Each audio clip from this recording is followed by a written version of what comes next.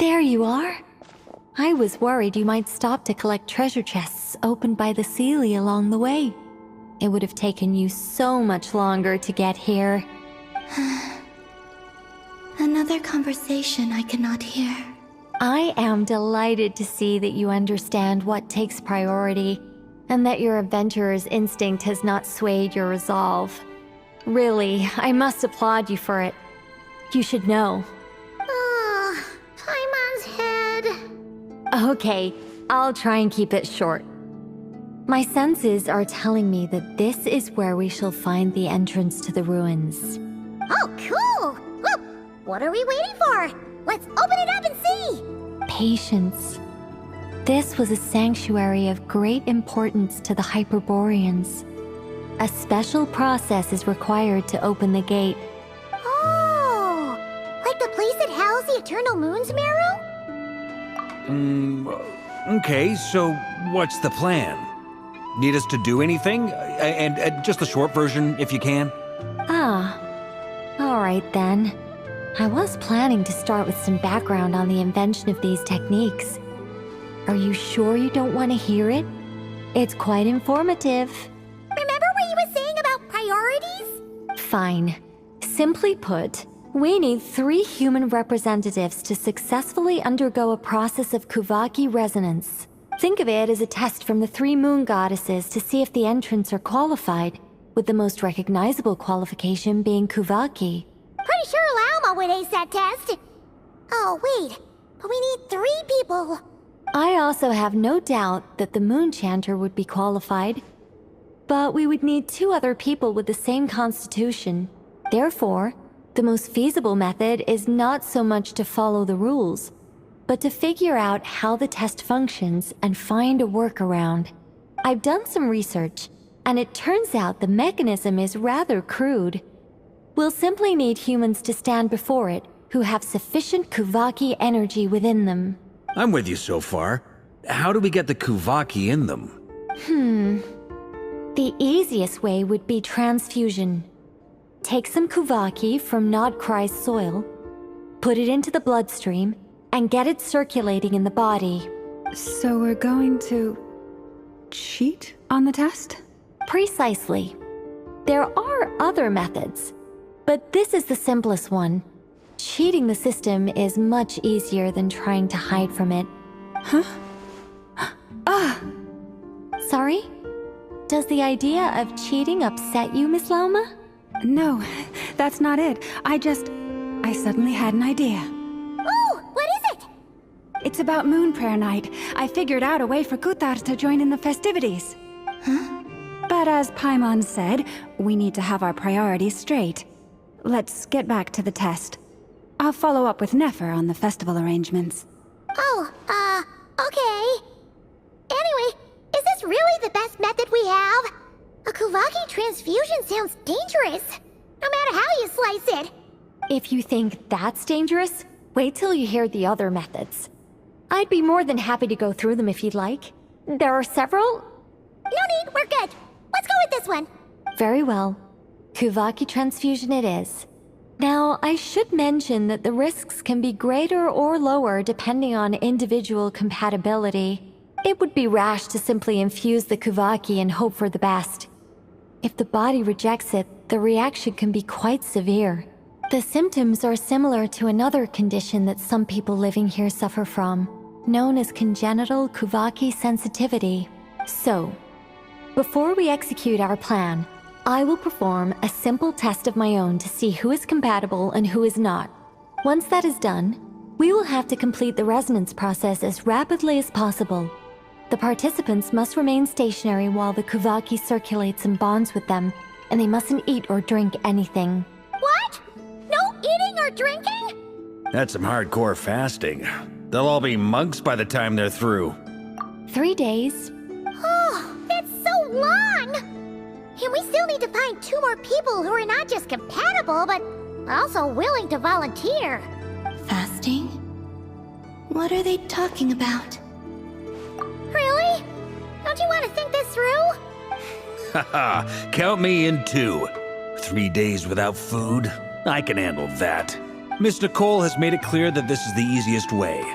The way I see it, there's nothing else to discuss. It's time to step up. Yeah, you're right.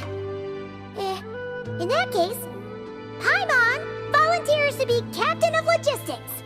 She'll keep the fires lit and grab some spare clothes to keep you comfortable. Then we'll start with you first, Traveler. Please step forward.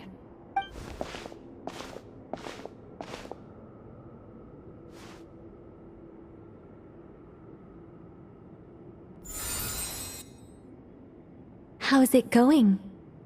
Do you feel anything? How now?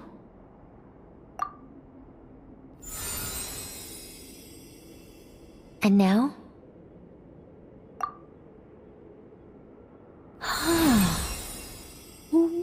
What about now? You guys, it's not a competition, you know. All right, I'm officially impressed. Even as a descender, you can withstand far more than I imagined. It's like I summoned a giant stone titan to arm wrestle you, and your arm hasn't even moved an inch. In my last attempt, I infused 5 times the amount of Kuvaki required. Yes, safe to say, compatibility won't be an issue for you. You're eligible to join. You're next, Mr. Varka. Sure, here goes nothing. All right, I'll start where we left off. 5 times the required Kuvaki dose. Whoa, whoa, whoa, hey, wait a minute. How's it going? No, not great. I kind of want to puke. Feels like I've been drinking too much. A few bottles of wine, then a big stein of Dark Horse, with some hard liquor from Liyue mixed in. You think this is funny? I just lost to a young lady in an arm wrestling contest. I'm never gonna live that down. My apologies. I'll lower the concentration and try again. Oh. How's it going now? I'm not as dizzy as last time, but I can still feel it pulsing around. In that case, you wouldn't be an ideal choice, Mr. Varka. Let's try someone else. Okay, let's go ask some of our other friends then.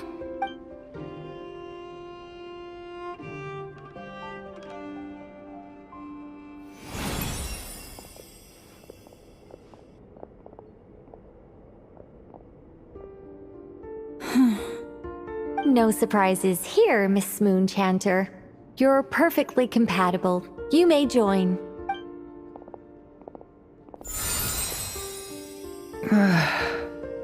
I'm getting a slight headache. Shame. You were so close.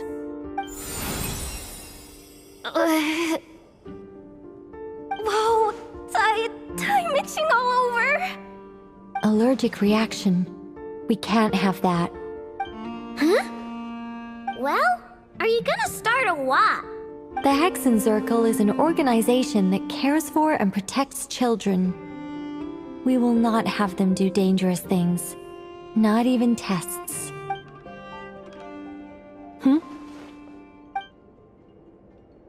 Is something the matter? The candidates have to be human. I guess that rules me out too. Huh. Everyone except the Moonchanter got beaten. Guess I don't need to feel so bad after all. I mean, looks like this isn't gonna be as easy as we thought. Perhaps I could ask for volunteers among the Frost Moon Scions. I'll see about talking to some trusted Lightkeeper colleagues. Itlua springs to mind. In fact, I think we had some former Frost Moon Scions join our ranks recently. Can you give me the scientific explanation for how the test works? I can probably make some kind of test bot. Then we can just zip through Nasha Town, going up to people and pressing a button to check their status. Wouldn't that be way easier? No. Wow! No elaboration for once. How about I contact the Knights of Favonia's garrison in the Wave Chaser plane? Shame that Lohan's already left. And that guy's even tougher than I am. Strange. The moon goddess is clearly revered by many people. So why is she on the brink of disappearing? She mentioned that the world has rejected her from the very beginning. And when we fought the Reikir of Salnari, it seemed like she exhausted her power for our sake.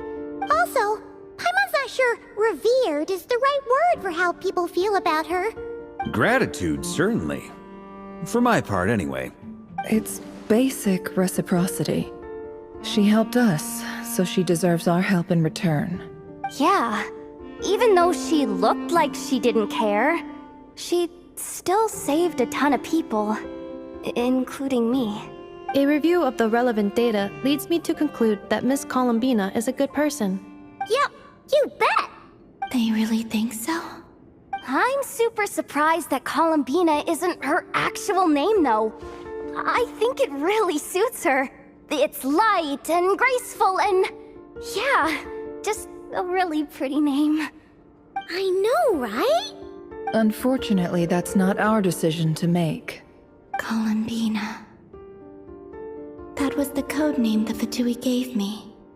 But it also came up in the song I heard when I was born. But...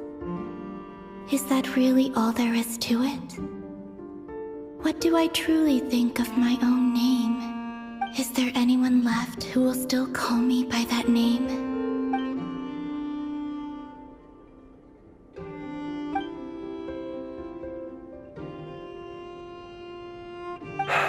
Moon Prayer Night is getting closer by the day.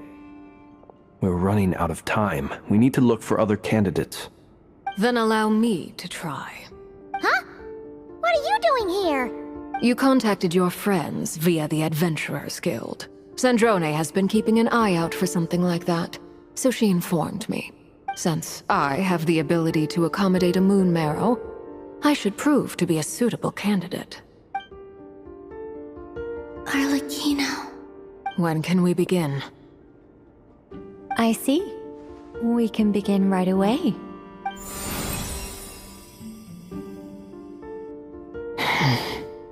How was it? Did you feel any discomfort? Not at all. Then it seems we shan't need to look for additional candidates after all. Great! Cool.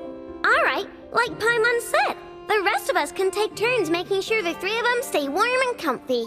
Then, my job is to take care of the caretakers. I will ensure everyone receives food and accommodation. I'm ready as well.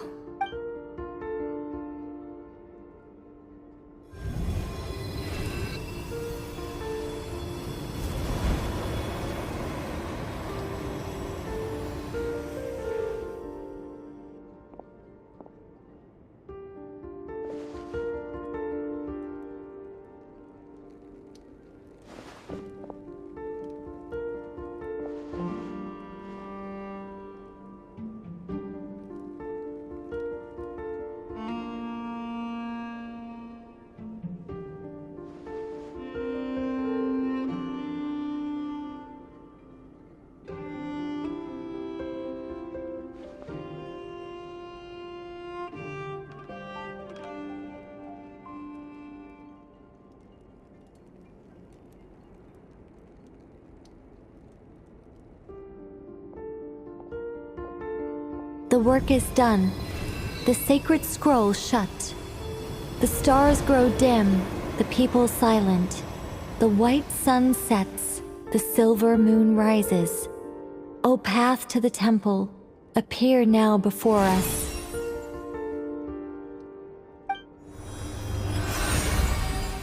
Wow! It really opened!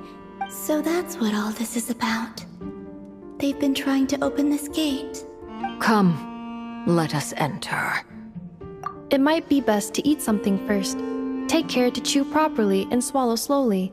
It will give your body time to readjust to the digestion process. They will head in soon. They will need to enter this gate.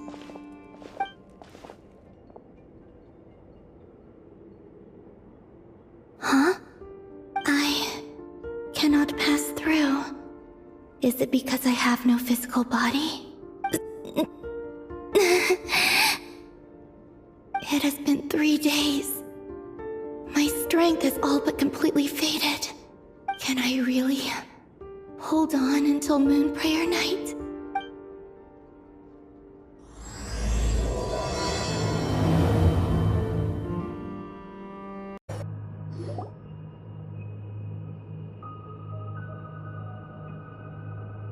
Are these people...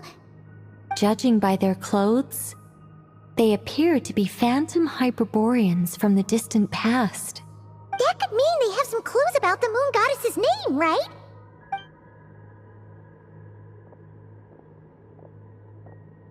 Hey there! Could you tell us what the moon goddess's name is? Sorry. That's probably a weird question, huh? How do we explain this? The moons are long gone, and their goddesses are dead. Their names no longer mean anything. When a new moon goddess is born, we will surely know her name. We have used every last resource at our disposal. All that remains is to wait, patiently and quietly.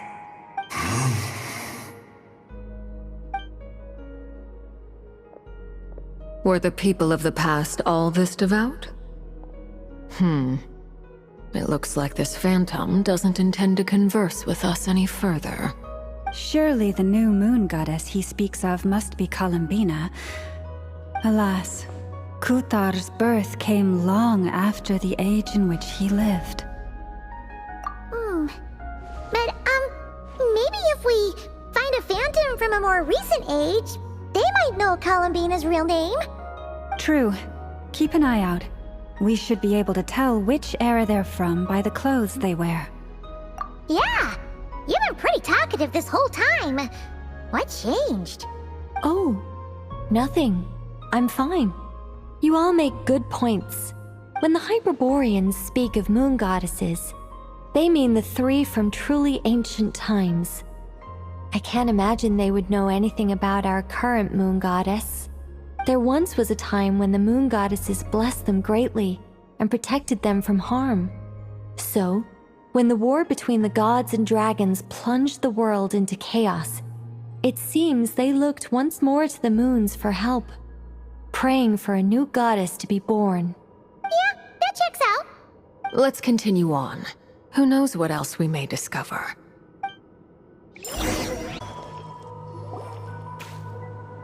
Ooh, there's a whole bunch of artwork in here. Seems pretty old. Nicole, this is probably your area of expertise. What do all these paintings mean? Let me see. To understand these murals requires some knowledge of the history surrounding the War of Funerary Flame. I shared a little of this with Lauma before. Yes. I think I follow. The dispute between the Moon Sisters, the transformation by Nibelung. Oh no, it's no trouble. I'd be delighted to share the tale again. Alright then. Tevat's 3 moons and their goddesses were brought into being by the will of Nibelung, the then ruler of Tevat. But when the heavenly principles came, they changed the world completely, down to its very foundations. The moon goddesses were nowhere near strong enough to challenge this entity. But the heavenly principles did not view them as heretical entities that had to be removed. Essentially, the 3 moons existed to keep this planet alive and operational, which did not directly conflict with the heavenly principles' aims. Nevertheless, the inherent precariousness of this arrangement would soon be revealed. Nibelung returned. Yes. He did, and thus began the War of Funerary Flame, a battle for dominance between Nibelung and the heavenly principles. Discord would soon emerge between the 3 moon sisters. One would voice the opinion that they should follow Nibelung, for it was he who first hung the moons in the sky. Another would argue that taking sides in the conflict would only bring the world closer to ruin. There was no telling where it would lead, especially since their creator had returned, bearing the perilous power of the abyss. Nibelung would eventually discover their disloyalty. He had all three imprisoned before transforming the moons into weapons with which to fight against the heavenly principles. What? Weapons? Yes. The very moons that had once defended the planet became instruments of death and destruction, striking terror into the hearts of all living things. And although the heavenly principles and the three moon sisters had once been at peace, it now seemed that the moons posed an unacceptable threat to Teyvat. It is possible that the heavenly principles did not know of the goddess's imprisonment. If so, the weaponization of the moons would surely have been viewed as an intentional breach of the peace agreement. Regardless of who knew what, when, the heavenly principles shattered two moons and flung the other beyond the skies. Whether the goddesses managed to escape Nibelung's captivity after his fall, nobody knows. But this much is certain. From that day on, the moons no longer belonged to Teyvat. The rejection slowly drained their power until eventually they passed away. So that's the full story. You say the moon ceased belonging to Teyvat from then on. Why then would Columbina be born here? That is perhaps due to the lingering connection between the Frost Moon, which was not shattered, and this world. You could see it as the three sisters' dying wish. They never desired war. All they ever wished for was to protect this land. I see. If the final fate of the three goddesses is as you say, then Columbina faces the same grave danger. Our investigation has yet to bear fruit. We must hurry. Yeah, you're right. Let's keep going. Why? Why do the creators of this world no longer show mercy upon their people? Remember his words. We must change our fate with our own hands.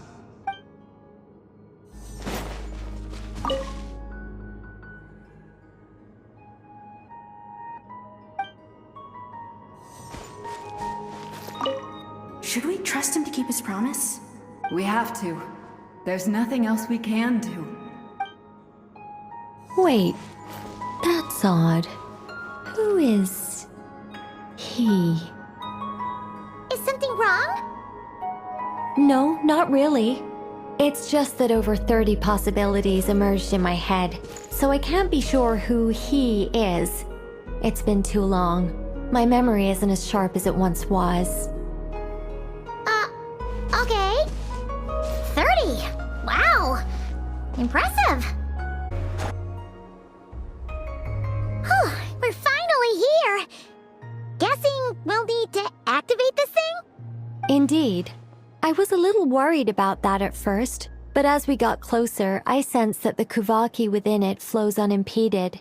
It should be functioning normally. The only issue is how to activate it. It's looking a little worse for wear. What about the cores from some of the other devices we've seen?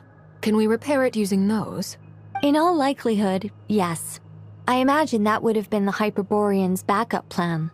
Let's look for some cores.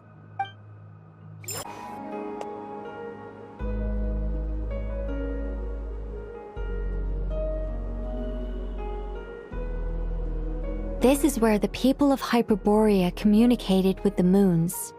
We need only place the moon marrow upon this platform on Moon Prayer Night, and we shall be able to open a portal to the moon and send our moon goddess back home. The assumption being, of course, that we can find her first. That's right. You want to know if it's safe there, don't you? And yet, she has no choice but to return. You know this. That's not the only issue here. This is the end of the line, right? We've explored everything we can. And despite looking at historical artwork and talking to people from Hyperborean times, we're still no closer to learning Columbina's name. If it's not too much trouble, could you tell me exactly what Alice said to you about finding her name? Oh, sure. What she said was... Then your first job is to find it. As a moon goddess, I'm sure she must have a name she identifies with. Neither Columbina nor Kutar is her true name, and she's never really accepted either of them. Is it not also possible that she has never had a true name? Not at any point in history? That would be a hard pill to swallow. But at this point, we may have to accept that that is the truth. No one knows how she came into being, and she certainly doesn't have parents in any sense that we're aware of. Perhaps she was never granted a name at all. But does that mean there's no way to get Columbina back? She's just gonna disappear and there's nothing we can do about it? Huh? Wait, why all this pessimism? Was it the way I phrased this question? You all seem to be taking this in completely the wrong way. Well, just because she's never had a real name in the past doesn't mean she can't have one now. What? Think about what Alice said again. She never once said that you'd have to find a new name, did she? Are you saying what I think you're saying? Yes. Names are anchors that connect us to the world. If she doesn't have one already, then all we have to do is create one, no? It's like... yes. Traveler, when you first arrived in Teyvat, do you think you would have turned around if someone behind you shouted, "Hey, Hermione"? But what about now? I understand what you mean. Life is a long journey. Even the friends and family by our side can change over time. When people call you by different names, what matters isn't so much the words themselves, but what they symbolize. And of course, whether that resonates with you. Ether. So, close your eyes and picture the moon goddess in your mind. If you were to call out to her in this moment, what would you say? Columbina. Columbina. My mom would call her Columbina too. She has long forsaken everything that Kuthar represents. I think from now on I should call her Columbina too. Well, it sounds to me like you found your answer. Are you sure? Is it really that simple? We haven't found her this whole time, and not for lack of trying. For a journey like this, the process is every bit as important as the outcome. Had you not searched far and wide, rejecting every other answer you were offered, how could you have come to an answer you felt was finally correct? Oh, it all makes sense now. This has Alice's fingerprints all over it. Are you suggesting that Mage knew from the start that Columbina never had a real name to begin with? I can't say for sure, but I can definitely imagine her chuckling in satisfaction somewhere right now, saying, "Ah, what fun." Llama! Your antlers! You should hurry. The festive moon has begun to rise. Do not worry, for when you called the name Columbina just now, I could sense that the power within was enough to summon back the moon goddess. The power within what? The name? Yes. So, the thing is... What's wrong now? This is so annoying. I really want to explain how that whole thing works. Starting from the founding principles of Teyvat and... Oh, I could talk about this for hours. But... Deep breaths, Nicole. Deep breaths. You're an angel. A sober, sensible, solemn angel who has her priorities straight. Okay then. Sorry for asking. Clearly a bad call on Paimon's part. Anyway, you all need to hurry. Last thing, remember how it felt when you called out that name. Then it is agreed. By the name Columbina, we shall find her. Then we'll throw her the best Moon Paranite party ever! And at last, we will send her home.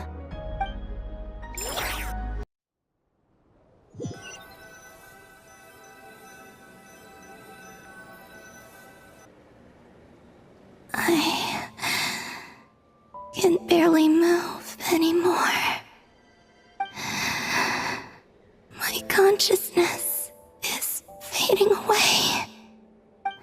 they come back out?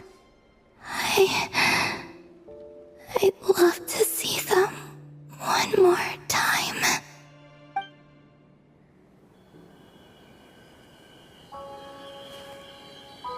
They didn't make it.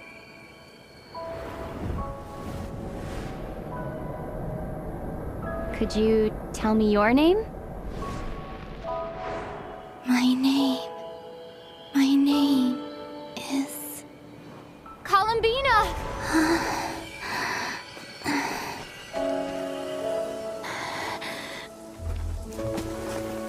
Columbina! Are you here? Columbina! That's the name you gave when we first met. And it's what I've called you ever since. Columbina. It's a fine name. I have many fond memories of Columbina, and so do all of your friends.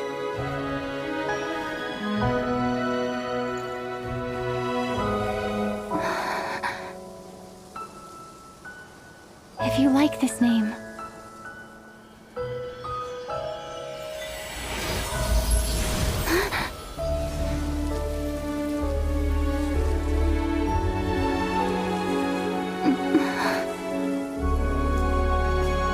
looking for me?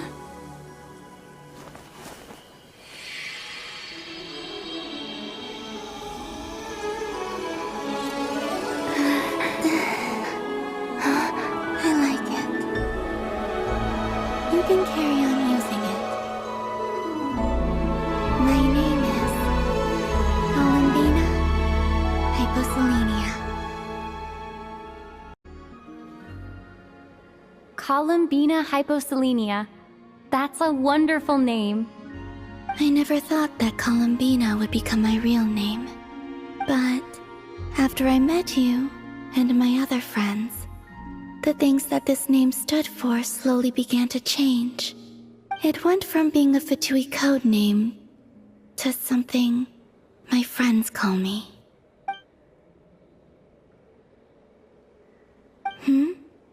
What is it? Why aren't you saying anything? I'm just so happy for you. Thank you. So, where's everyone else? We can go and meet them very soon. Everyone went to different places to try calling your name. Great. I'd like to thank them as well. Everyone's done so much for me.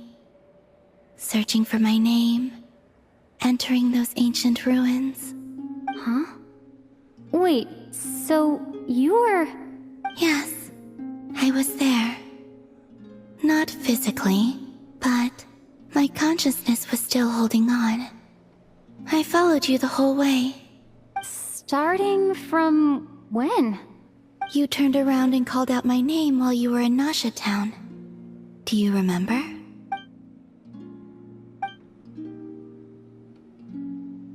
Let's go. We don't want to keep them waiting. Sure. In that case, come with me. But... Before that... Could you call my name one more time? Sure. Come with me, Columbina Hyposelenia.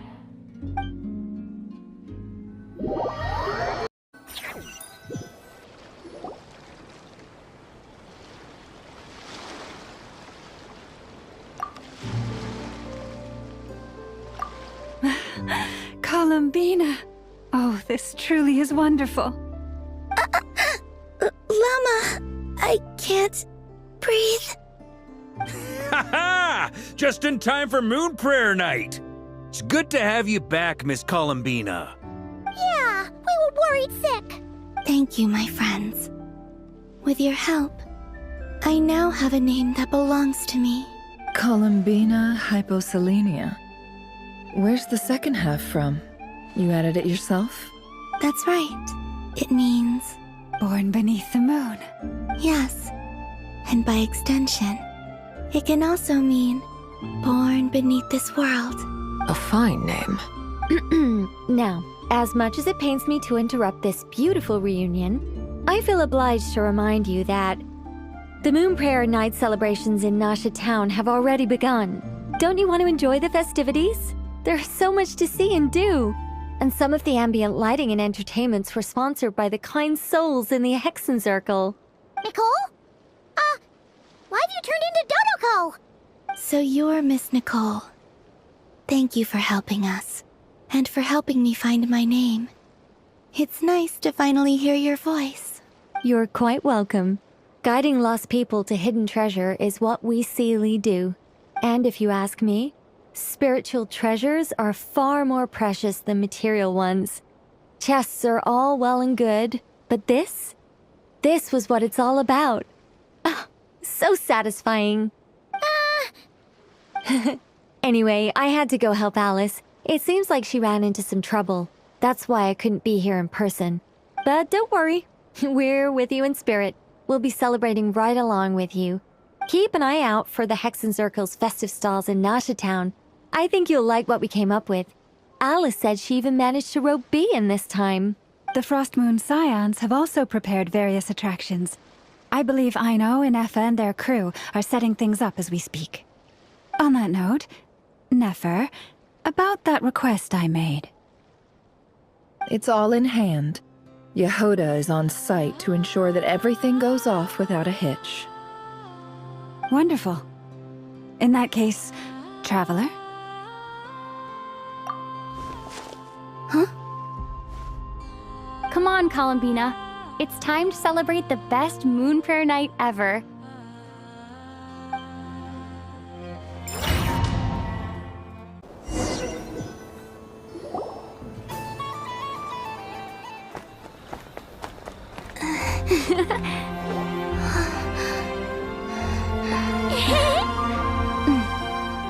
Hey, young lady.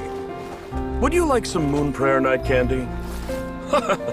Happy Moon Prayer Night. Oh, yeah. I almost forgot to say. Welcome home, Moon Goddess.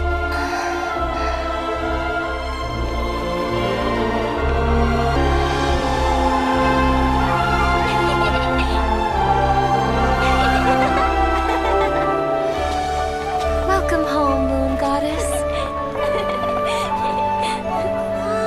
Welcome home, Moon Goddess. Welcome home, Moon Goddess. Turning Nasha Town into her home is a festive gift. A rather brilliant idea. Perhaps this is what Nodcry, Columbina's home, should have been like all along.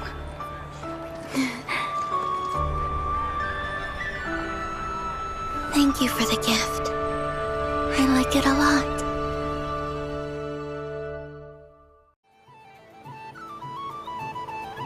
This feels like the surprise of my life. I do. I never imagined I'd ever get to enjoy Moon Prayer Night with everyone so freely. If you're happy, we're happy. Quite a strategy you came up with. Hide the tree in the forest. It's not your usual style, Lauma. Is there something about Moon Prayer Night that enhances what's in your head as well as the antlers on top? Apparently so. It even inspired a perennial penny pincher to use their resources for a greater cause. It truly is a magical festival. I see it now. This bickering is actually a sign of a strong relationship. Huh? What's everyone doing here? Oh, Miss Columbina, you're back. Yes, I'm fine now. Thanks for your concern. How's your progress with Alice's assignment? Very well indeed. I've never heard her sound so excited. Not like this. This time her excitement seems more serious.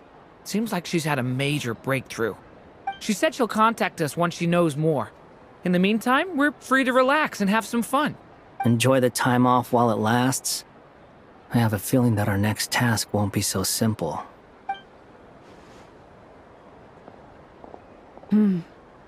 I should go. I still have a few things to attend to at the Frost Moon Scion stall.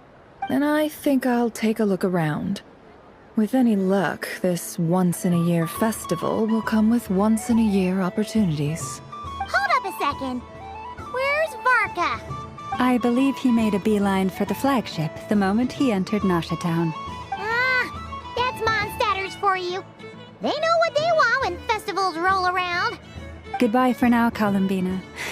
I hope you have a wonderful night. I will. Well, in that case, don't just stand there. Get out there and have some fun. You'll definitely get a warm welcome at every stall. Oh, also, take this map with you. It's a guide to the festival.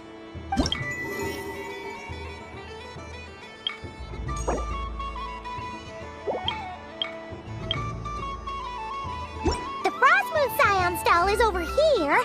Lauma's invited a whole bunch of cute animals to celebrate too. Over there is the Hexencircle section. Atlas seemed more excited than anyone about this festival, so she insisted on making it a grand affair. Oh, and then there's the Nasha Town local specialties, including... Actually, forget that. Better if you go check them out for yourself. Thank you. It looks like a lot of fun. You're not coming with me? We'll be around. But don't you want to browse by yourself for a bit first? Yep. If you find something you like and want to try it out together, just give us a shout. We'll be right with you. Otherwise, just relax and enjoy yourself. There's so much on offer, so try to experience as much as you can. And don't forget to stuff yourself with all the delicious festival food. All right then. Off I go. Where should I... But I was aiming right at it. Aw, what a pity. I saw it with my own eyes. You were so close. So very close. That's not true. It dodged out of the way right as I was about to snag it. I'm sorry? You heard me. This paper frog can move. I swear. Dear, oh dear, what are you saying? How could a paper frog move? Unless you believe there really is magic in this world. But even if I, the mere humble merchant that I am, knew such magic, surely I would not use it on a paper frog. I'd sooner give Mora legs, so it could walk right into my purse. My dear customer, why not have one more try? This time I'll give you 12% off, a very generous discount for one of my most regular customers. Just think about how much experience you have under your belt now. You're sure to win the next one. Darn, I used up all my coins. I'll be right back. Just gonna fetch some more from my house.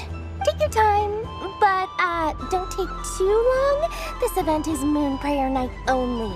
Miss it, and you'll have to wait a whole year before I'm back. Next customer, please. Welcome. Hello. Whoa, what's this big one doing over here?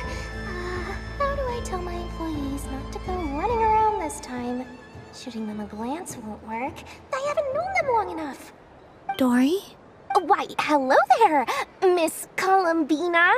Would you like to play my ring toss game? The rules are very simple, and it's easy to get the hang of. How much for a round? Oh, first time's free. Not a single mora. After that, well, we can cross that bridge if and when we come to it.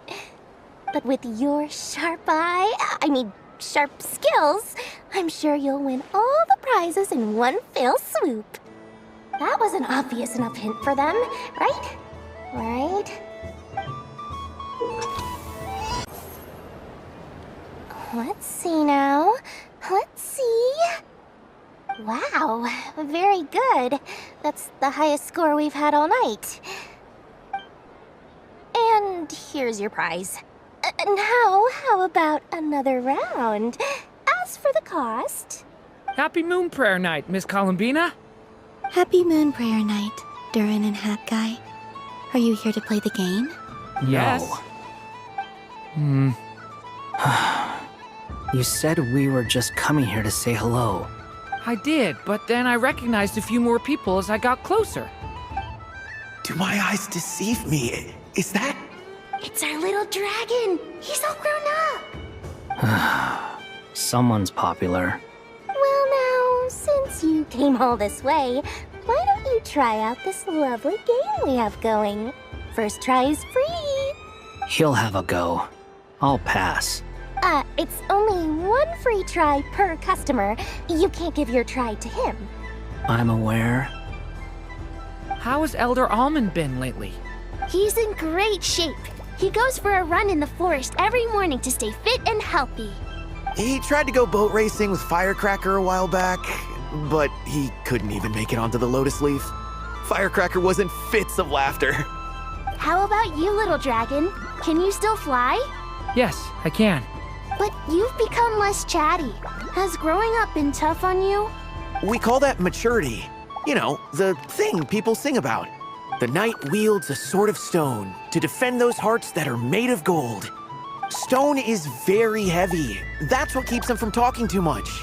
That's awesome! I want to be a knight when I grow up too. Ring, here I come! Ha! Oh, the hat-wearing man. I never thought I'd see you again. You seem more determined than when I saw you last on the train. If you say so. Oh, I do say so. The people you once helped see it clearly.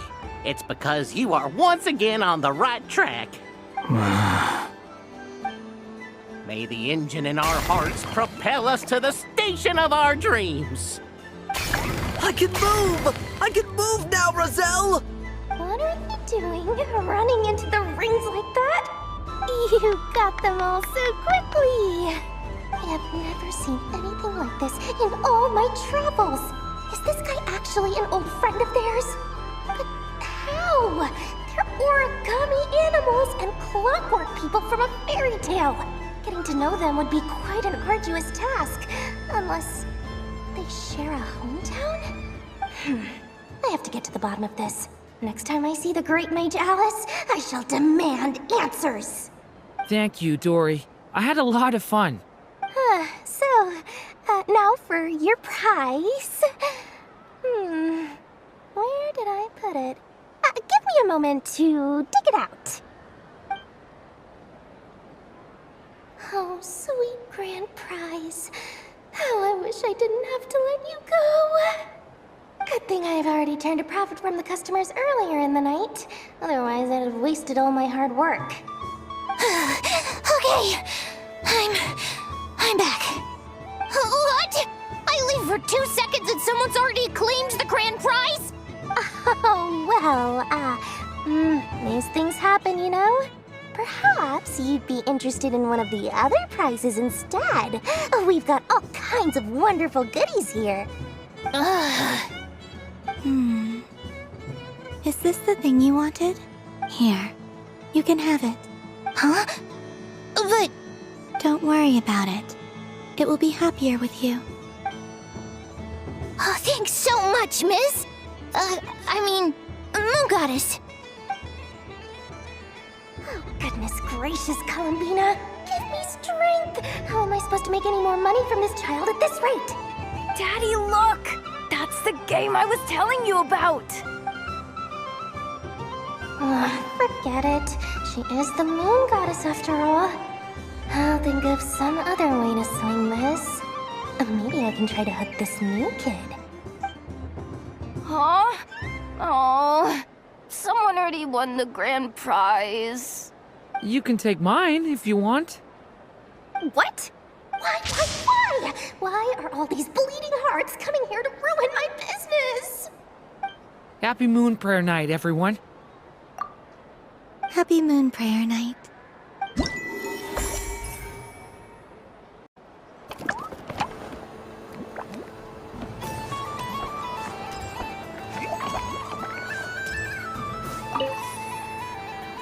A soft and furry creature that bounces and jumps. Welcome home, Moon Goddess. This one talks too. Allow me to introduce myself. I am a Dodoco from a distant archipelago, the most mischievous of all my Dodo brothers and Dodo sisters. When the going got tough, I powered through, and when I met obstacles, I boomed them away. That sounds like a lot of fun. Doesn't it just? Oh, but then the trouble started. Recently, I found a lovely beach, the same beautiful jelly color as my hometown, and so I dove in to have a look, only to find it overgrown with seagrass and nasty little spiky fish everywhere, looking to turn me into a Dodoco kebab. I made it back to shore by the skin of my teeth, but my tail was sorely hurt. Couldn't you just boom them away? Oh, I wanted to, believe me. But I've heard that you, Moon Goddess, can understand animal speech.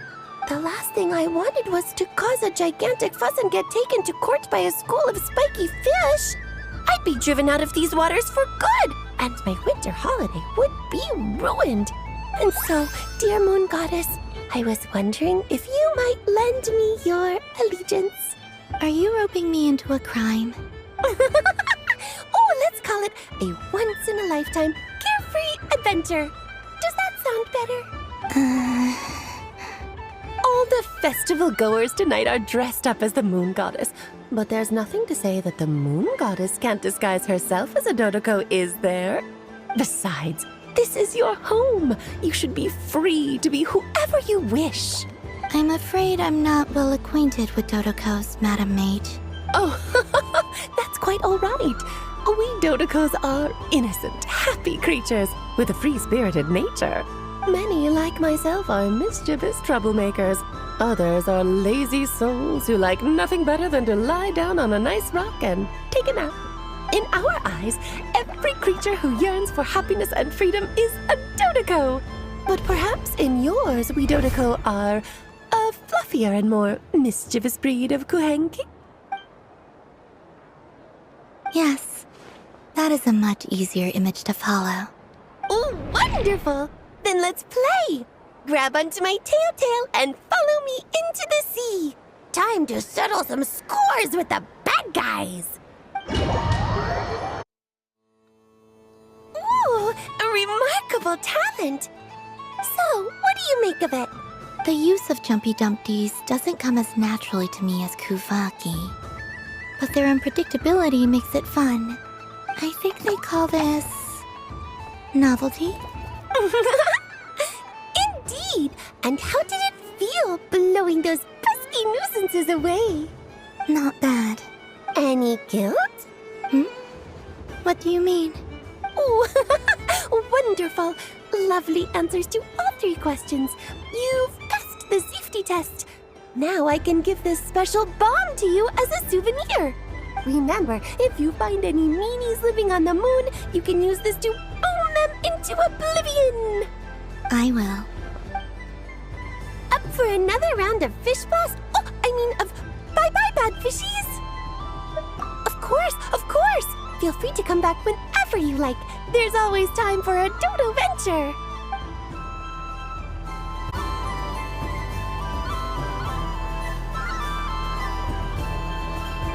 I wouldn't say it's unfair, exactly. I mean, your voice goes right into people's heads. How would you explain that to the kids? You can't just explain it away as magic.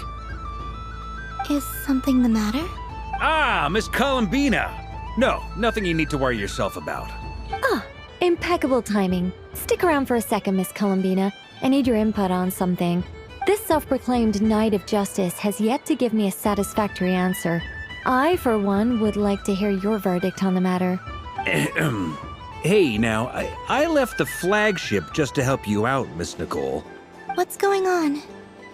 So Alice and I are both using long-range remote control spells that work on similar principles, allowing us to attend this festive fair in Dodoco form. Sorry, let me backtrack a little. While similar, there are some key differences.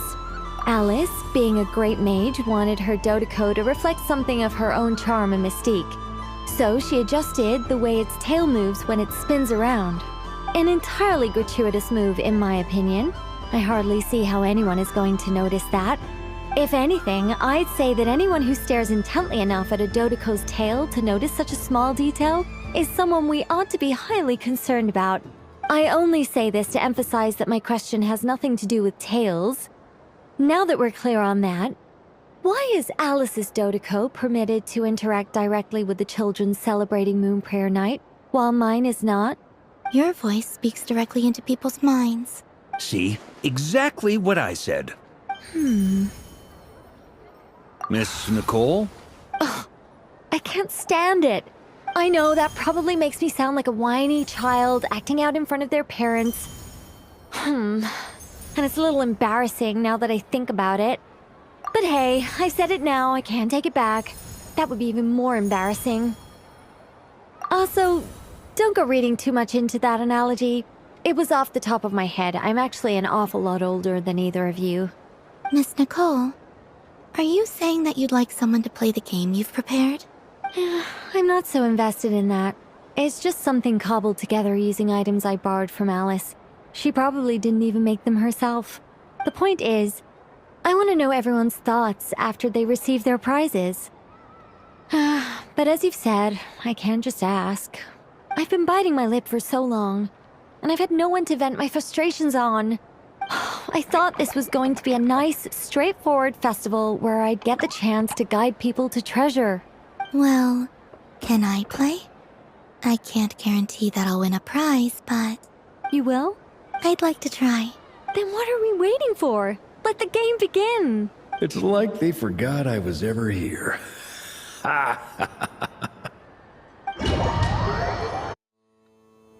Congratulations, Miss Columbina! With your great wisdom, you have overcome every obstacle in your path and conquered the great challenge posed to you by fate. Fate? Well, something to that effect. If you'd prefer something more poetic, it could be the icy winds or the dawn. Anything you like, really. You could even go with the challenge posed to you by Dodoco, if that's what you're into. Anyway, you can take or leave my suggestions. Moving on. All my hopes are now resting on this. Can I open it now? Stop teasing me. Please, I'm begging you. No more talk. Just open it. Wow. What a lovely sculpture. Classic and cute at the same time. Thank you, Miss Nicole. I'll always treasure it. There we go. Music to my ears. You have my sincerest gratitude, Miss Columbina.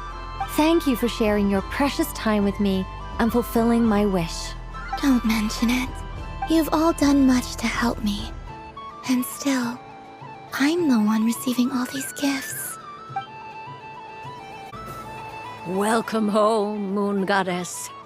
Oh, you're the genuine article. Alice was right. This Moon Prayer Night was worth watching after all. Another one that talks. Greetings. Pleased to make your acquaintance. I am the Hexenzirkel member they call Bean. Barbeloth Trismegistus.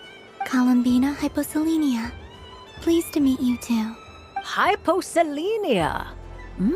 A fine name indeed. Now then, Miss Columbina, do you wish to hear a mage's divination? Divination? The Frost Moon Scions used to ask me what would happen in the future. Is this like that? From the perspective of the one seeking answers, perhaps. As you look to your journey ahead, if you seek to understand the unknown, resolve your doubts, and soothe the confusion in your heart, divination could be for you. The unknowns on my journey.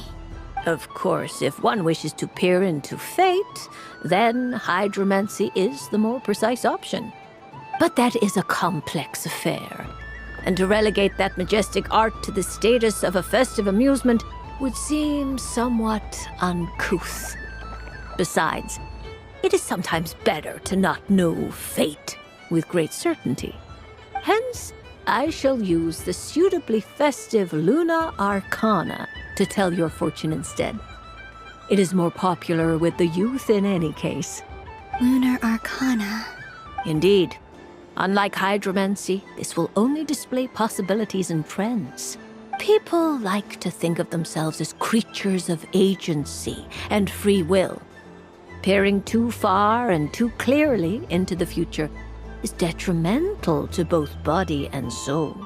I'd like to give it a try. Of course you may. Come then, take a seat, Miss Columbina.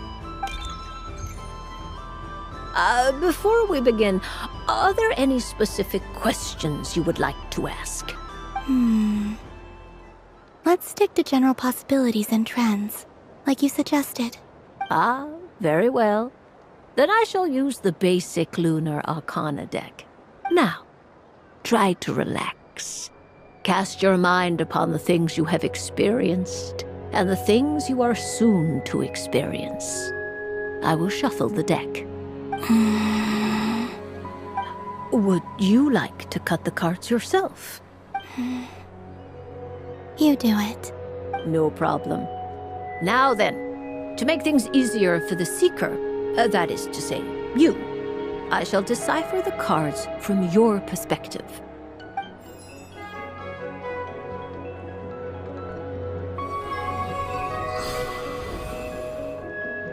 Please, draw the first Lunar Arcana. This represents destiny and is the foundation for the divination as a whole. Now, draw your second card.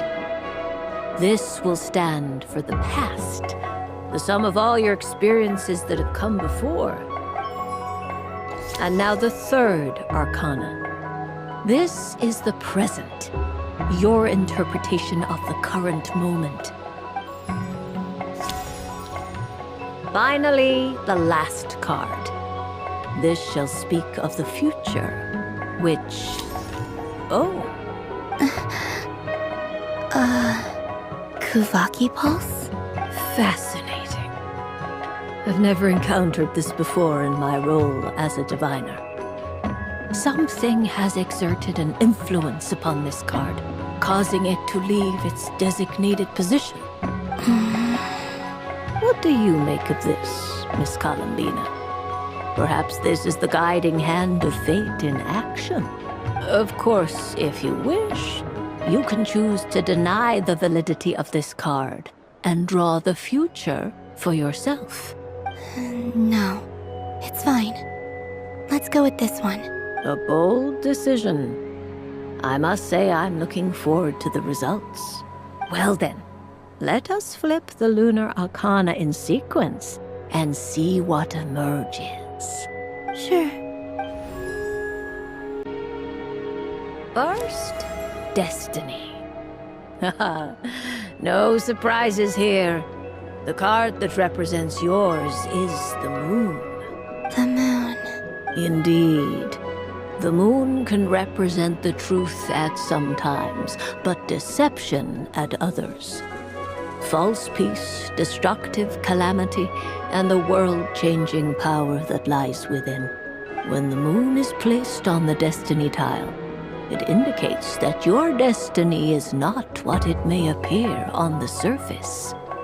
Instead, it may yet have a hidden side. It symbolizes a journey through the fog, fraught with uncertainty and deception, where one must face inner challenges head-on. I don't understand. Patience, my dear. This is but the first card, which serves as a basis for the interpretations that follow. Our divination will only grow clearer from here on out. Now then, flip the second card, the one that speaks for the past. The Hermit, but inverted. Inverted? Yes. The Hermit symbolizes solitude, introspection, and the pursuit of truth. When inverted, it represents isolation, truth out of reach, and a path that leads one astray. Combined with the moon as one's destiny, the Hermit inverted represents A choice you made to stand alone in the past. It was a choice made not out of fear or arrogance, but for reasons that others could not perceive. You fumbled through the darkness without a guide, but you did not find your way. Rather, you went astray. More than once, it would seem. Is this about how I became Kutar despite not wishing to become a god? And how I joined the Fatui because I yearned for a place to belong? I suspect only you know the answer to this question. All is not lost. The past is in the past, and so it shall remain. Shall we look into the present now? Oh my. The lovers. One of the most interesting Luna Arcana. What does this one mean?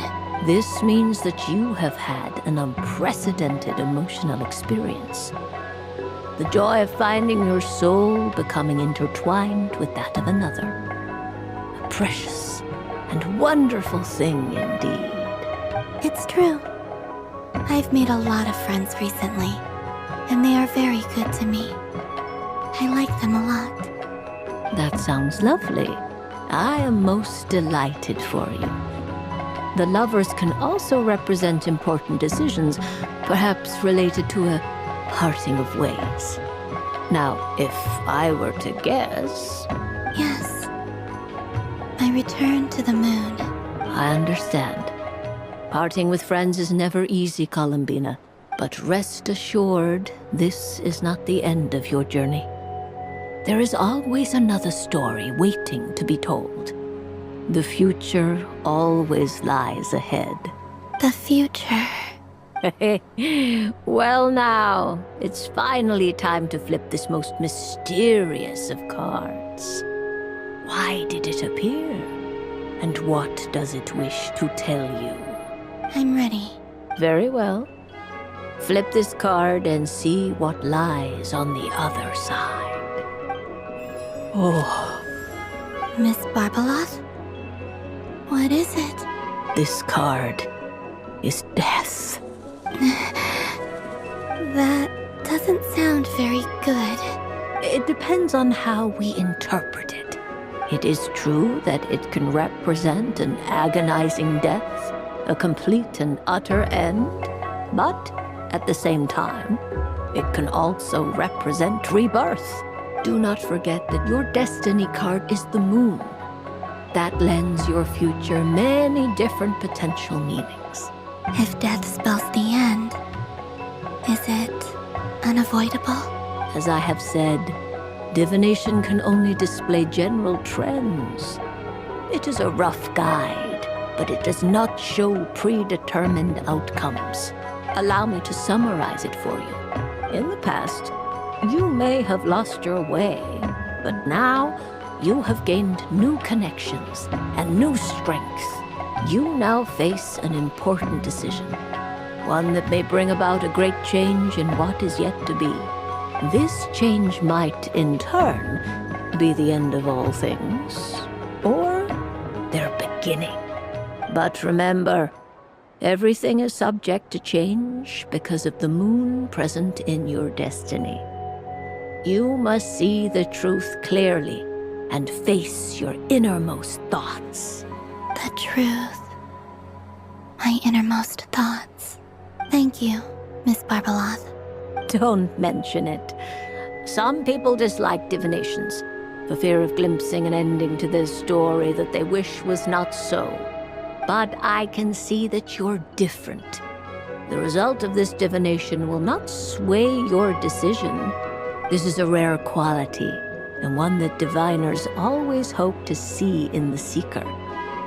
We are here merely to guide, not to exert undue influence. I understand.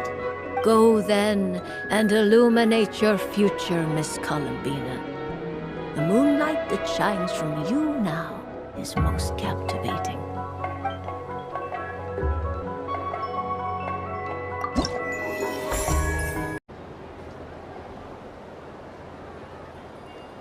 I wish for a never-ending supply of Laka berries. What a humble wish. Probably written by a child. Is that Lauma the Moon Chanter?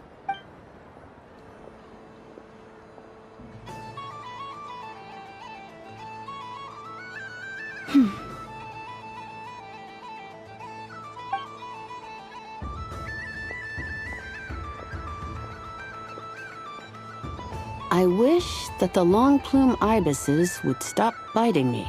Oh dear, poor Lauma. All right, I'll write that one down for you.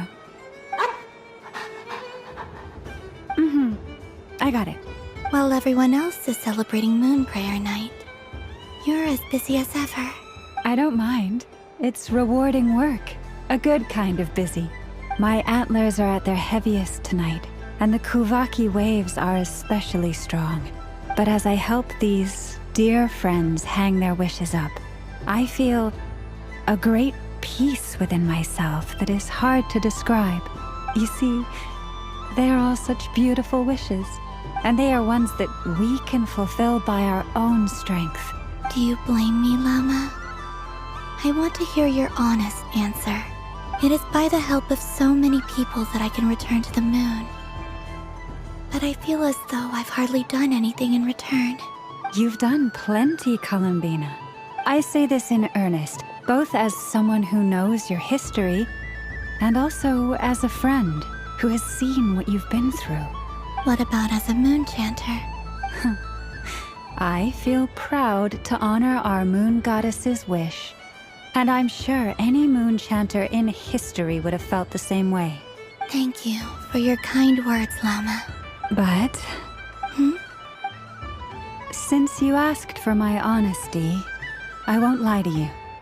My feelings are mixed right now. Besides pride, I also feel, I suppose it's a reluctance to let go. Once you return to the moon, we will be far apart and separated by a false sky. I'm sure those of us left behind will gaze up at that sky, yearning for the moon once in a while, just as you used to do. I will miss you, Llama. I will miss you all. I hope to stay in touch. I will try and find some way to send messages down from the moon. Perhaps you could use Kuvaki. I've heard Yehoda say that signals can be sent using long and short waves, or strong and weak lights. That sounds a little complicated. What if we forget what the signals mean? We could prepare a codebook beforehand, but... You're right. It wouldn't really suit you. Still, whatever happens, I believe that you will find your own unique way of communicating with us. And now that I think about that, my heart feels lighter. Because you trust in me? Yes. I have faith in you, and in the power of truth. In my experience, the truth tends to be difficult. But that's what makes it stand out from what is false. So I'm confident that your thoughts and your love will shine through the curtain of lies. We will know it when we see it. Thank you. Now, could you help me hang up my wish? Is this? I wish that all who dwell in this moonlit world can find a place to belong. And I wish that I shall one day see my friends again. It's 2 wishes. I hope that's not too greedy of me. Not at all. And I think you speak for us all with the second one.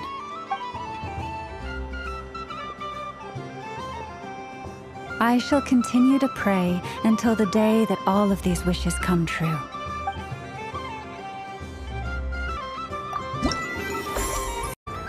Sunny days! I prefer sunny days. Well, you are as warm as the sun itself, Moon Goddess. Very well. I believe your spirit animal has to be this most adorable chic badger. Wow! Thank you, Mr. Talking Magic Lamp. Have a very happy festival, Moon Goddess. Plans? That's you, isn't it? Shh. It's our little secret, my dear traveler in Paimon. Okay, sure, but why are you here selling sugar sculptures? Everyone celebrates in their own way. After gazing into the abyss and spending time around gravestones all year, what better way to relax than to see sunny smiles on the faces of the living? Besides that, I like to think of myself as a fair judge of character. I dare say matching personalities to confection suits me rather well. That's not what Paimon was talking about. Aren't you afraid that your true identity might be exposed? Should I be? There is all manner of magic in the air this moon prayer night, thanks to the work of the great mages. I see Miss Columbina is hiding in plain sight. Why should I not do the same? Why miss this rare opportunity to enjoy a special evening in my true form? Fair enough. You got a point there. People who don't know you will probably think you're just a talking lantern. Well, now that we see eye to eye, what brings you here?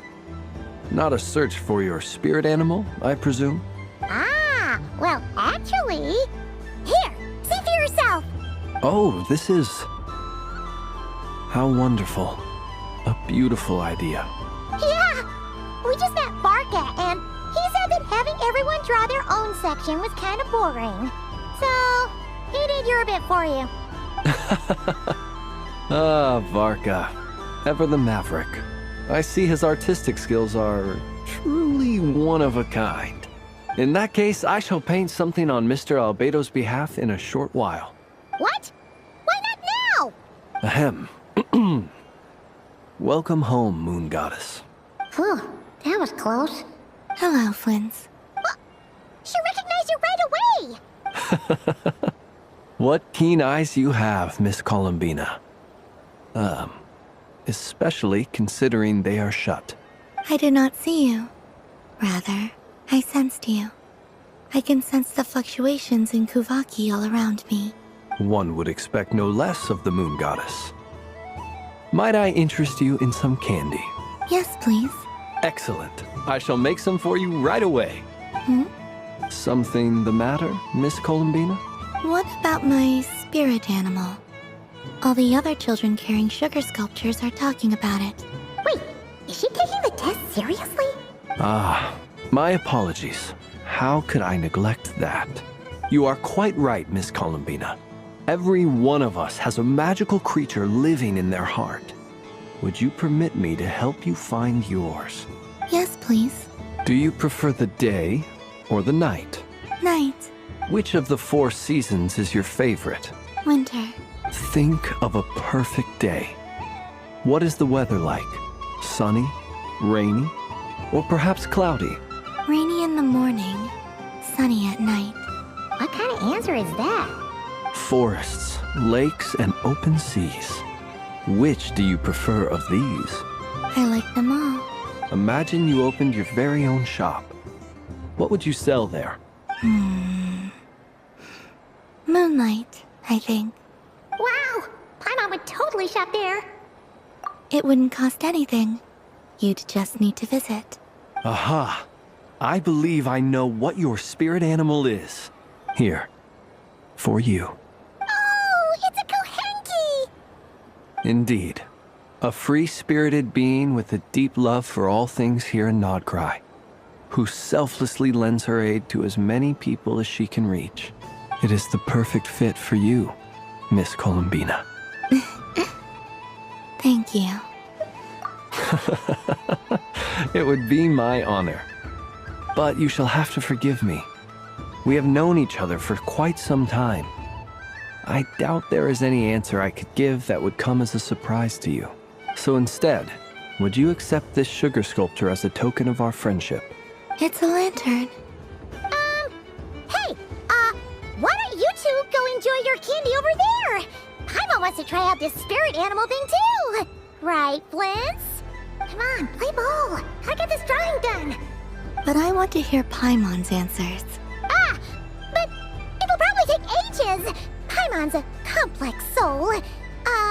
And we don't want your candy to melt while you wait, huh? Oh, Okay then.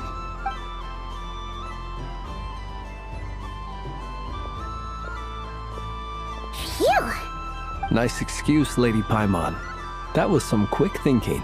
Yeah, no thanks to you. A little help next time?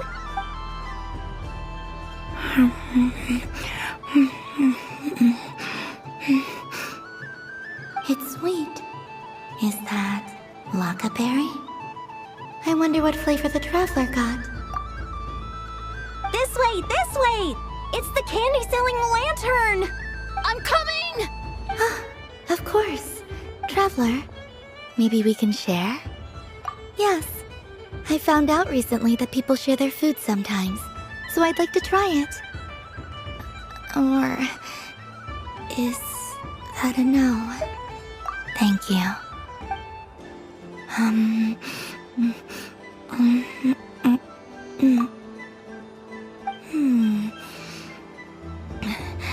Yours is a little more sour than mine. Here, you try it. Amazing. My sugar sculpture has shrunk, yet my heart is filled with feelings of sweetness. I will remember this feeling. Sure. Welcome home, Moon Goddess. Would you like to try on some animal-themed headwear? I always hear Llama saying how heavy her antlers are. I wonder how it feels. Let me give it a try. Oh my! It really suits you. It's a little itchy, and it's hard to turn my head. Should I keep wearing it? How does this look? How does this look?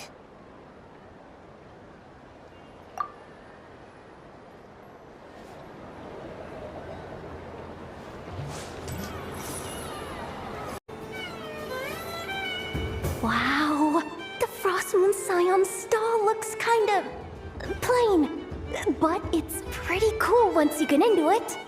I don't go to Hisi Island much, but it's got that, like, old world cultural feel. And if culture means we get more festivals, I'm all for it! Hello, Yahoda. Columbine... hello, Moon Goddess. That was too close. I almost gave the game away in front of the staff. Oh, wait.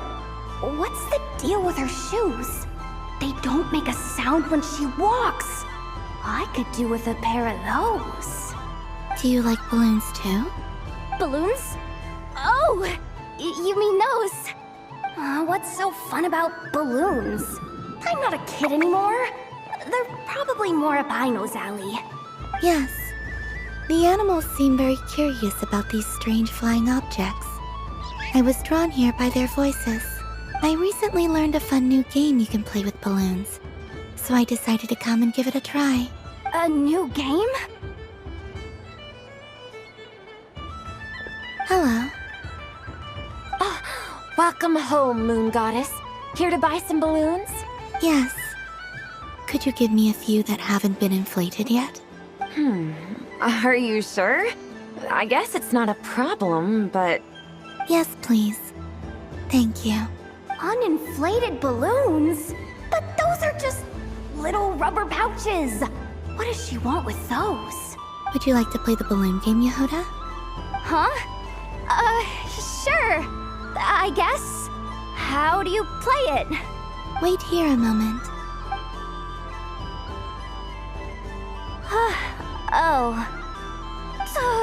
This is so weird. What have I got myself in now? I thought I saw Columbina nearby. Uh-oh! That's the fourth Harbinger! Although she's helped us out quite a bit, she's good people, right? Is she looking for Columbina? Oh, guess that's my ticket out of here. I'm not sure my heart can take being sandwiched between two Harbingers. Which stall is she checking out? Oh, it's that other Frost Moon Scions one. Try on the headgear, see what it's like having antlers or animal ears for a day. Oh, I wouldn't be caught dead wearing that stuff. So embarrassing. I have enough gear to carry as it is. Wait, what? She put it on? How peculiar. This would take some getting used to. I wonder if this is what it's like for Lynette. It really suits you, ma'am. What is this? She was so intimidating a moment ago, but now, dang, she's really rocking those ears. How does she make them look so cool? I suppose I may as well keep them on for now. All part of the festive experience. She's coming this way. How do you do, Miss Yehoda? Oh, jeez. Don't talk to me while wearing that thing. Where am I supposed to look? Oh, hey there. I'm looking for Columbina. Have you seen her? She just... Huh? Wait, is that what she meant by balloon game?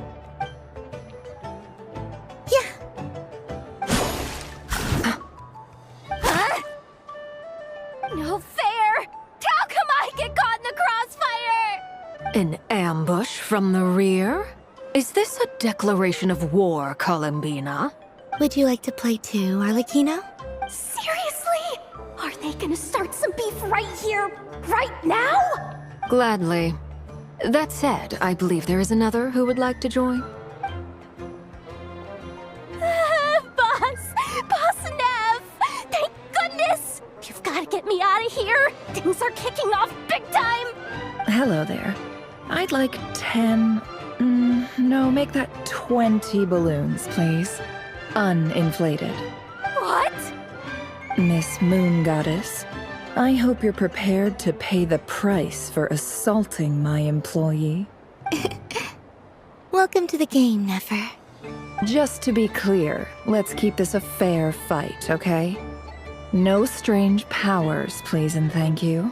Naturally. Don't just stand there, Yehoda. Aren't you going to team up with me? Huh? Do I have to? Of course. Don't forget, the Curatorium has a reputation to uphold. I knew something like this was gonna happen.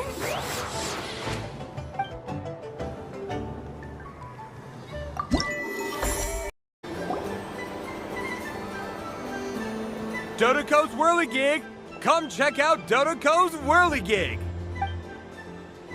Ah, welcome home, Moon Goddess. Might I ask what this is? Ah, it's a very special amusement sponsored by the great mage herself. Ride on a soft and furry Dodoco and embark on an unforgettable adventure. I say that, but I'm just following a script here. Who is this mage, anyway? And what the heck is a Dodoco? I'd like to ride. No problem. But, are you by yourself? Is that not okay? Oh, no, it's fine. It's just that each Dodoco can accommodate 2 passengers. Would you like to bring a friend along? My friends... That should do it. Now, we just need to get everyone else to draw something on it too. But we gotta keep it a secret from Columbina. Traveler? I want to go on that ride. Will you join me? Let's go then. Don't worry. Paimon will do the rounds. You go have fun.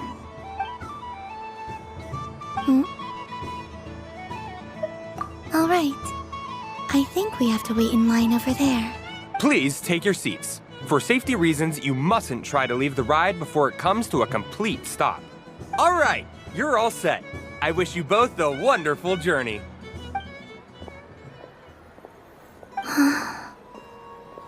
Not bad. It reminds me of riding a moon lane. Sometimes, the Kuhenki circle around me like this, playing their beautiful melodies. Yeah, I'm going to miss them.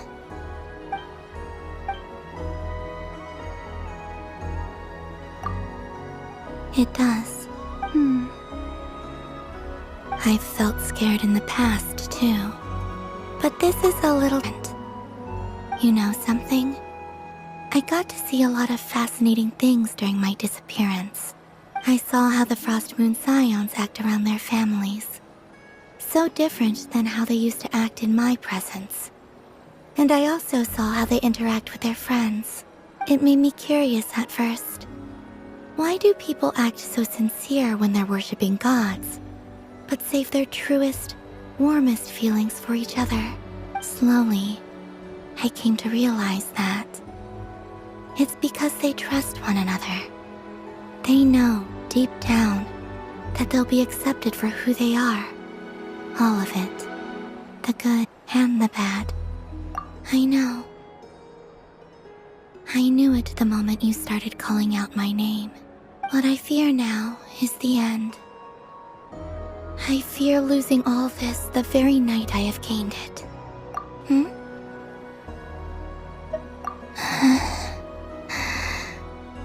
Thank you for this conversation. Thank you for listening to me. Don't worry. This fear I have, and the unknown that awaits me, they cannot hurt me. Not when I possess a treasure far greater. I just want you to remember this version of me. The real me. On this final night together. Dear passengers, Dodoko's awesome adventure has come to a close. Please leave in an orderly fashion, and we look forward to seeing you again in the future. Don't want the journey to end, huh? Don't worry, you two. There's always another adventure waiting just around the corner.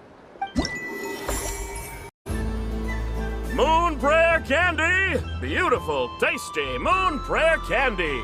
Buy a whole box, share it with your friends and family! Candy? To share? I wonder what flavors everyone would like. Welcome home, Moon Goddess. Fancy a box of Moon Prayer Candy? Sure. I knew you would. Now, what flavor would you like? I'm not sure. What flavors do you have? Is this for yourself or as a gift? A gift for my friends. Ah, I see. In that case, I'd recommend apple, lockaberry, or midsummerberry. Those are the most popular. Do you have nocturnal blossom flavor? Huh. I've seen couples give those as gifts before, but I did not know they were edible. No? Okay then. Moonfall silver?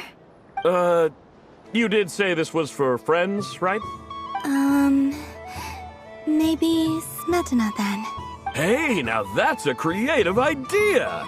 I've never tried it before, but if you're happy to wait, I can see about whipping up a batch on the spot.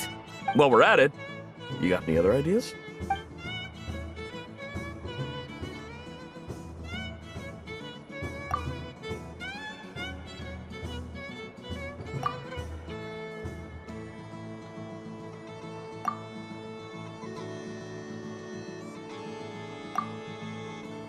Here you go. Every flavor you asked for is in there. Thank you. Haha, I should be the one thanking you! You brought me a whole bunch of new business. It's like a genuine blessing from the Moon Goddess. I hope you and your friends have a lovely night.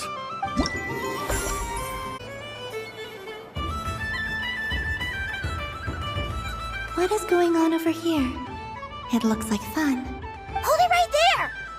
You can't run away from me, Moon Goddess. Are you talking to me? Of course. Do you see anyone else here dressed up as the Moon Goddess besides me and you? Hey, come on. Call me by my title. Happy Moon Prayer Night, Moon Goddess. And the same to you. Anyway, there's no time to waste. Get ready for the duel of a lifetime. Duel? Meet my partner, Stacko. Come on out, Stacko. Well, don't just stand there. Let's see your partner. Partner?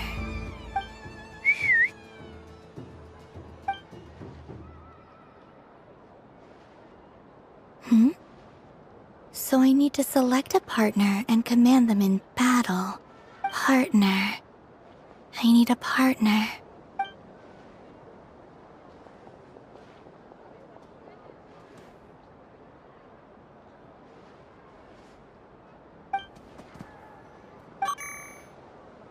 Whoa!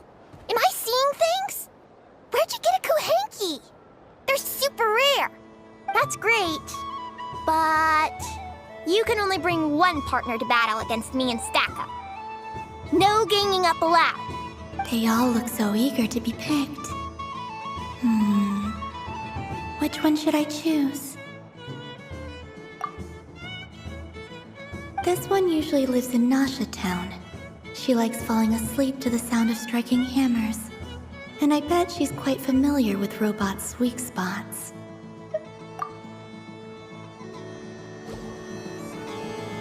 Testing! Testing! Oh, this is an emergency broadcast! An exciting battle is about to take place right here at the Nasha Town Special Arena! In this corner, we have the Moon Goddess and her robot partner. And in the other, we have the Moon Goddess and her Kuhenki partner. Only one Moon Goddess can be victorious in this ultimate battle of destiny. But who will it be? There's only one way to find out. Now, without further ado, let the Battle of the Moons begin! I don't care who we're up against. Stacko and I ain't gonna lose. Let's strike first. Stacko, formation shift. Ho ho ho! The robot has kicked things off with a change of formation. How will this affect the battle? Nobody knows. The other party chooses to attack. Let's see how their partner performs.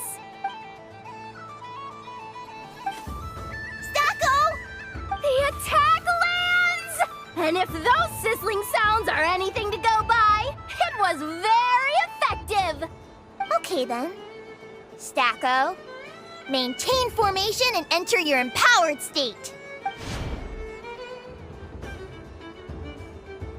Empowered state! There we go! Now we're talking!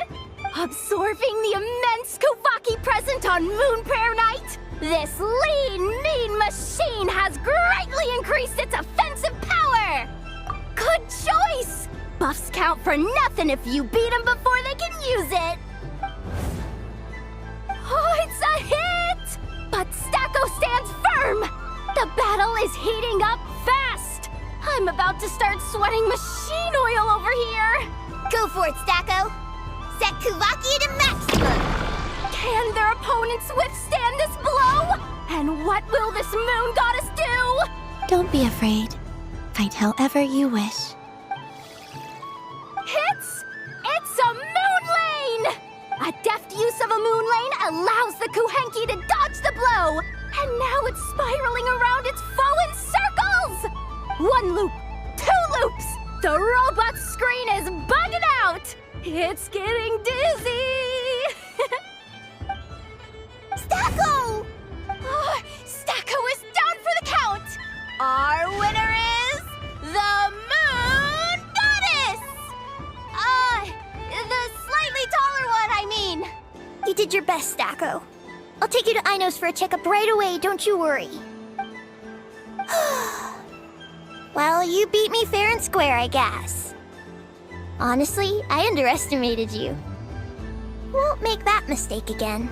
I think my partner deserves most of the credit. Just you wait. When I'm a little bit older, I'm gonna come back a whole lot stronger. Be ready for a rematch.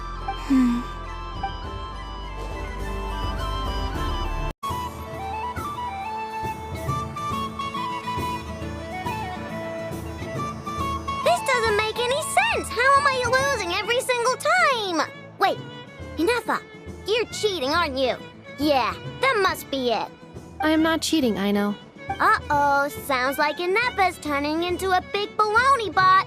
I think it's time for some serious maintenance. Moon Goddess, Help me. Miss Columbina, Ino is attempting to cheat. What the? I'm not the cheater. You're the cheater. How dare you throw it back at me?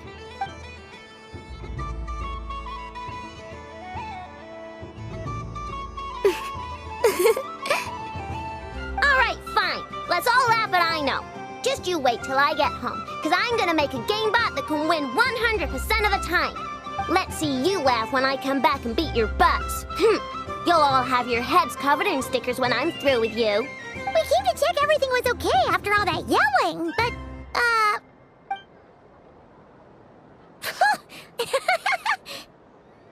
Whatever it is, it sounds like cheating is allowed. Kuhenki concentration. Each player starts with differently colored Kuhenki. Each round, they draw one Kuhenki from their opponent. When a player has two Kuhenki of the same color, they make a pair and can be discarded.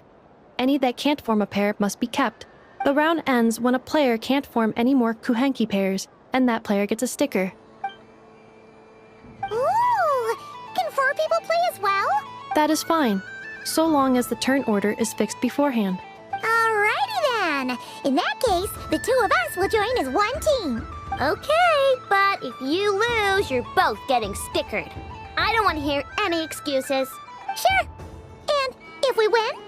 If you win, only one of you gets to sticker someone else.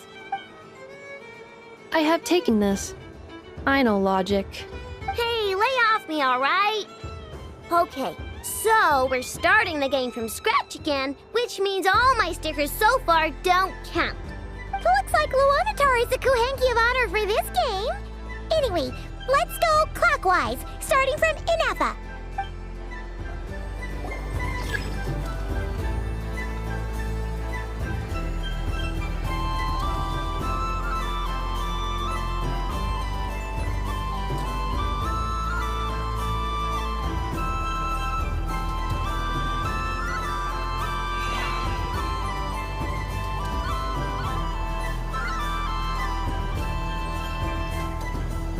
Nice! That's a pair!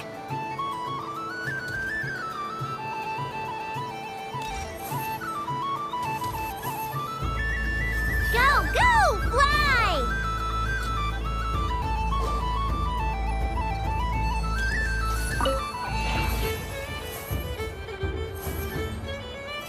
Go on.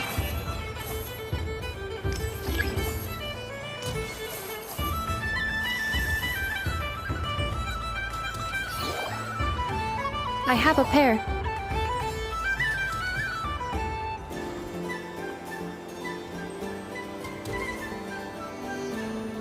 Uh-oh! We gotta pick up the pace!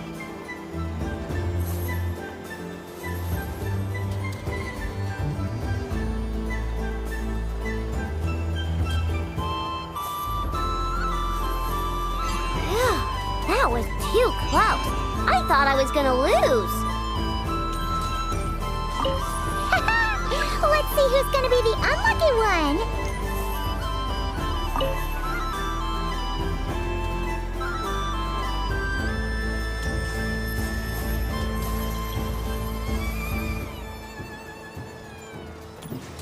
Good luck, everyone.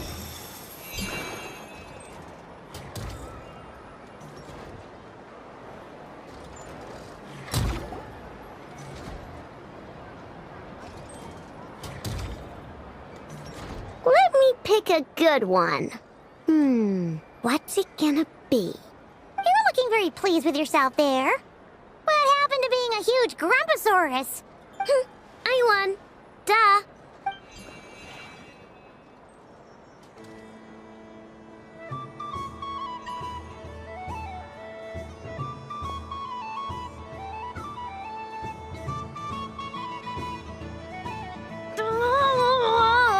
Me again? Don't fidget too much, Ino, or the sticker's going to fall off. I don't care. If it falls off, it falls off. If a pair of Kuhenki get discarded, why not a pair of stickers? Huh? Huh?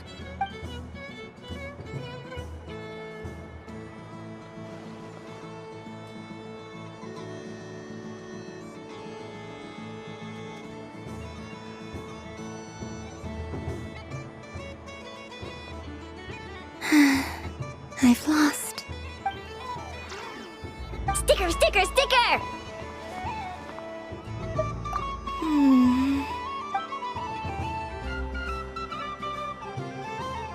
Cute! You think so? Shame. I can't see it for myself.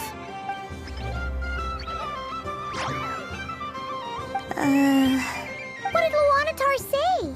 She said it looks so cute that she wants me to lose a few more rounds.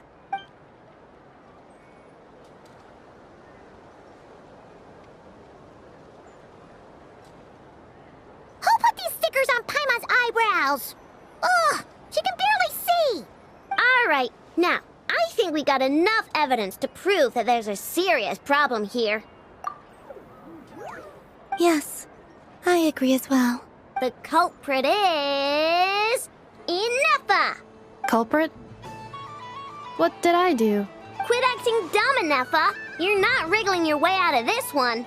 I've been watching you. Not only did you remember whose side Luanatar started at, but every time someone drew a Kuhenki, you were logging it and calculating every last possibility. Which Kuhenki pairs were gone, who had what color Kuhenki in their hand, even our facial expressions. You were keeping track of it the entire time. Exactly! Why I no said? Putting aside the fact that running calculations is not against the game rules, do you have any evidence to support your allegations? But that's not against the rules either. So she admits it. She certainly does. Alright, everyone grab a sticker. It's time to get Ineffa back. But... Take that!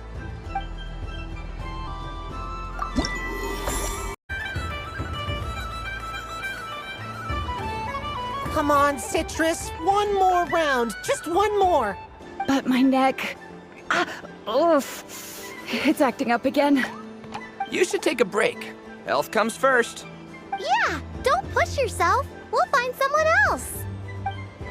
Hey, don't look at me. I'm the referee. What are we gonna do then? Do you need any help? Yes, we do. We need one more player for our game. All right. Could you teach me how to play? It's really simple. You just throw the dice and move by that number of tiles. First one to reach the finish line wins. Rolling a hamster means you move one tile. A paper frog is 2 tiles, and a flying squirrel is 3 tiles. 'Cause they go the fastest. Okay, I get it. So, we're all set? In that case, please take your places and let the game begin! Fun ride, huh? You and Columbina looked pretty sad to leave. This isn't gonna make Paimon dizzy, is it? Oh, candy for us? Thanks a bunch, Columbina. Don't mind if we do. Whoa, this one's intense. But it's so tasty. What about you, Traveler? How does yours taste? Oh, sounds good. Paimon's drooling now. Are there any more Smetna candies in the box? Yes, I believe so. Okay, gotcha. Let's see. Sure. This one, and yep, this one looks right too. Okay, that's 3.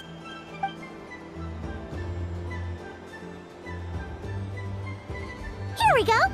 1 per person. It's so sweet.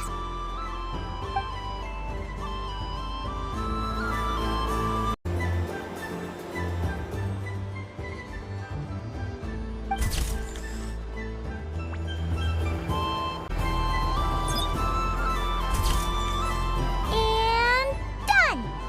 Here, take a look. I think it looks quite funny. Well, Paimon thinks it's super cute. It looks like a silly chic badger and a rhyme-horn deer that's about to fall asleep. Maybe I'll stand on the Sheik Badger's side instead. It looks like we've attracted the attention of quite a few animals. Let's make room for them. If this were any other day, I'm sure it would make for a great photo opportunity. But Moon Prayer Night has rendered my antlers uncomfortably large. Doesn't it look like this rhyme-horned deer has 2 sets of antlers?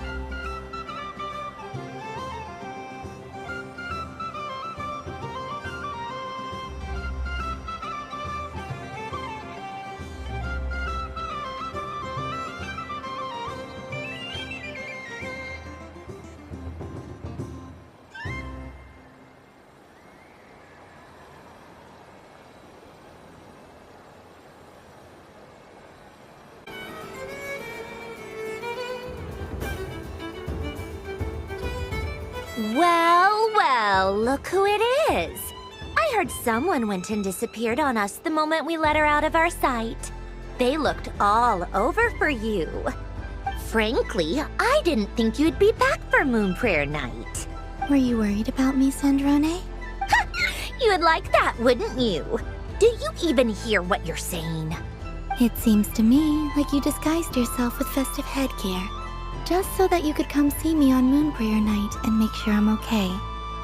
You didn't even bring Polonia with you. You?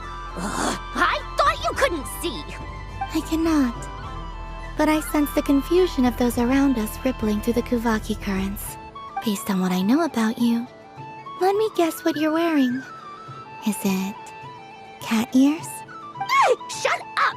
I'm only here to protect the Fatui's interest in this territory. Running into you was pure bad luck. Really? But you were the one who asked Arlecchino to help everyone find my name. Columbina! Ugh! Just one more word, and I'll unscrew your vocal cords. It's Columbina hyposelenia now. Tell someone who cares. I've missed you, Sandrone. The whole time I was gone, I was thinking. I hope I get a chance to say some ugly words to you. Is that supposed to be a joke? Anyway, let's go play that game. What? You mean that frostfin whale? Yes. It's some kind of game where you get bitten if you step on the wrong tooth.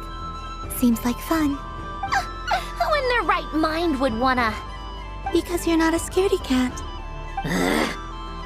Fine! You wanna play? Let's play. Don't complain when I kick your sorry butt. Lovely. You old geezer! I'm gonna beat the pants off you! Just you watch! I almost forgot. Sandrone? What is it now? You'd better not lose, or I'm going to beat your head in. What?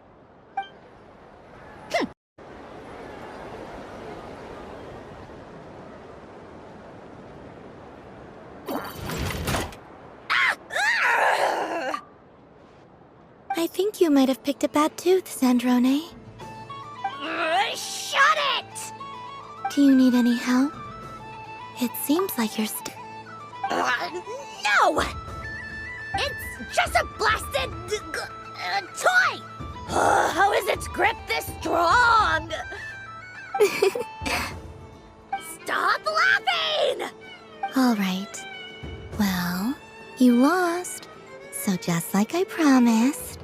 Hey! What are you doing? Are you seriously? Hiya! Why, you... Oh, just you wait! Rematch! Are you all right, Sandrone? That was quite a strong bite. Are your clockwork parts? Quit your fussing! I don't need it! All right. I'll go first this time.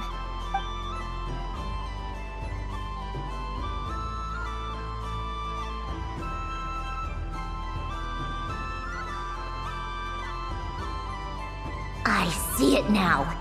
She can sense which teeth are rigged. So I just need to avoid the same ones that she does.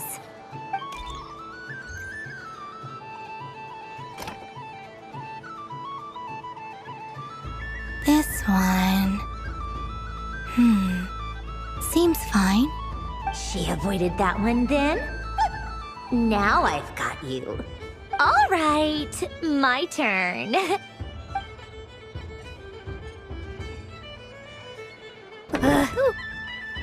What? Looks like you lost again, Sandrone. Wait! There's more than one bad tooth! Bonk.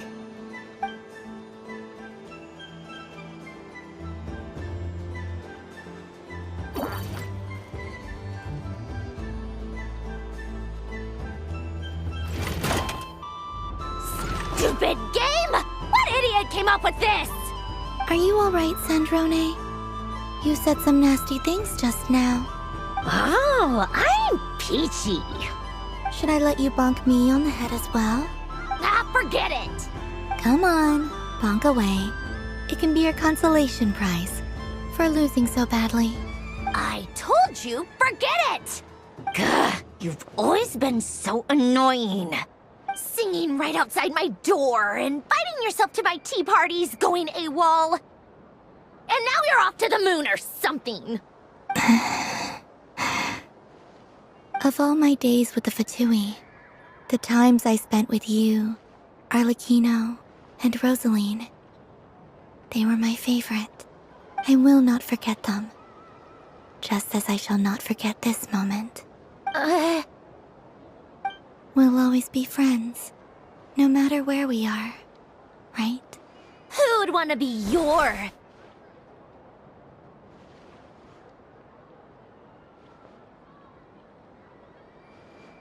I'll miss you, Sandrone.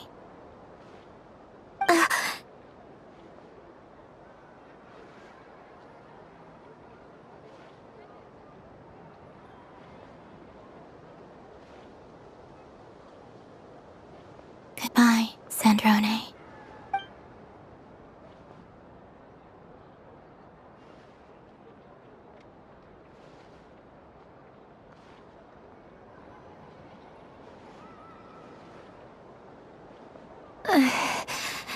I'll miss you too, Columbina. Sorry, what was that? Ah! Ah! Yeesh! No need to freak out. What's wrong? We've been looking everywhere for you. What do you want? Oh, nice ears. What do you want? This. Huh? It's your turn to draw something. You're one of her friends too, aren't you? Doesn't know how lucky she is. Sorry? Nothing. I'm done. Take it. Oh, that was fast. Oh, and one more thing. Last time we spoke, you mentioned you were interested in the Narcissan Kreuz Ordo's research, remember? There were too many people when we last met, so we didn't get the chance to do this. What are you talking about?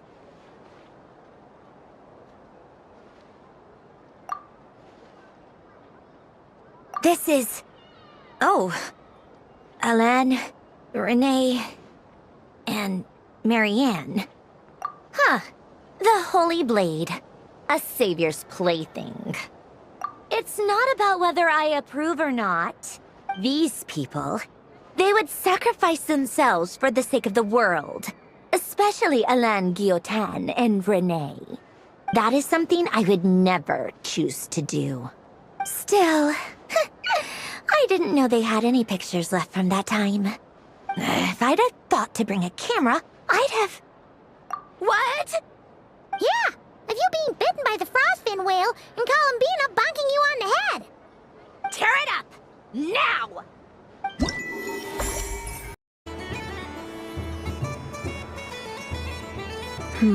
I don't have enough data. Need more samples. Who should I ask for help? Is this one of the amusements? Or is it a research project? Bit of column A, bit of column B. I'm currently running some synchronization tests on these bots. Basically, you need to press the button to help them successfully obtain the treasure. But you've got to time it right. I'll record your data, which will be used to improve the robot's accuracy. But, ma'am, I mean, Moon Goddess, don't you think you should take your eye mask off first? There's no need. I will be all right. Okay then. Whatever you're comfortable with. Great. Then let's begin. Miss Laliki! Akin's been following you all this time. Oh, so it has. Hello there, little kitty. May the moon light your path. Did Lady Llama send you? Or was there something you needed? You'd like some moon prayer candies? No? I believe it wants that box. The one with the moon prayer candies in it. Oh, I see. Here, kitty. Come on. Here you go. Thank you, Lady Mr. Cantor, did you see that young lady dressed as the moon goddess? When did she leave? Sorry, no, I was looking at... I was watching the... cat. I see. The resemblance was uncanny. She seemed like the true Lady Kutar, the one who guides souls. Traveler. Hey there, Columbina! Are you done checking out the festive amusements already? Are you sure you don't want to look around some more? You might not get another opportunity like this for a while. Right now, what I'd like to do is... Thank you. But I think I've had enough fun for one night. I've made plenty of precious memories. Really? You're sure you don't want to have a little more fun out there? Final answer! Yes, I am sure.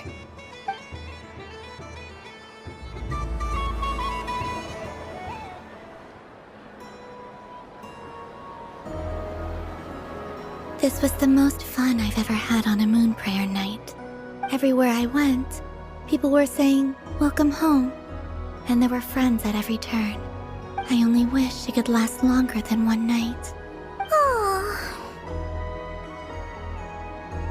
Yes, you're right.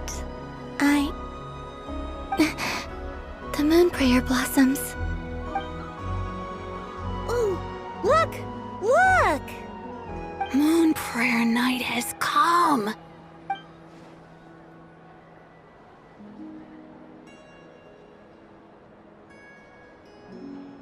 The moon. It's so beautiful. Happy Moon Prayer Night, dear. Happy Moon Prayer Night. Happy Moon Prayer Night.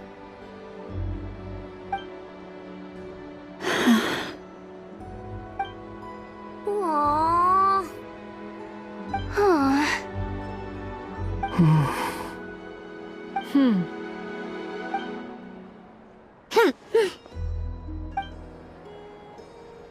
Time flies when you're having fun. Oh. Looks like the time has come. Columbina. You're heading off, then? Yes, to the ruins you mentioned. And from there, back home to the moon. Wait! I know? At least... Take one of our craft shop's crumb cookies up to the moon with you. You know, for a snack. Sure. Why not? The Curatorium of Secrets believes in proper farewells. No story should be left without a satisfactory endnote. Never. Farewells are an important affair for the Ratniki, too. We never know when we might meet again. Haha! And here I thought grand farewells wouldn't suit tonight's mood. But I suppose friendly passion is not to be stopped, eh?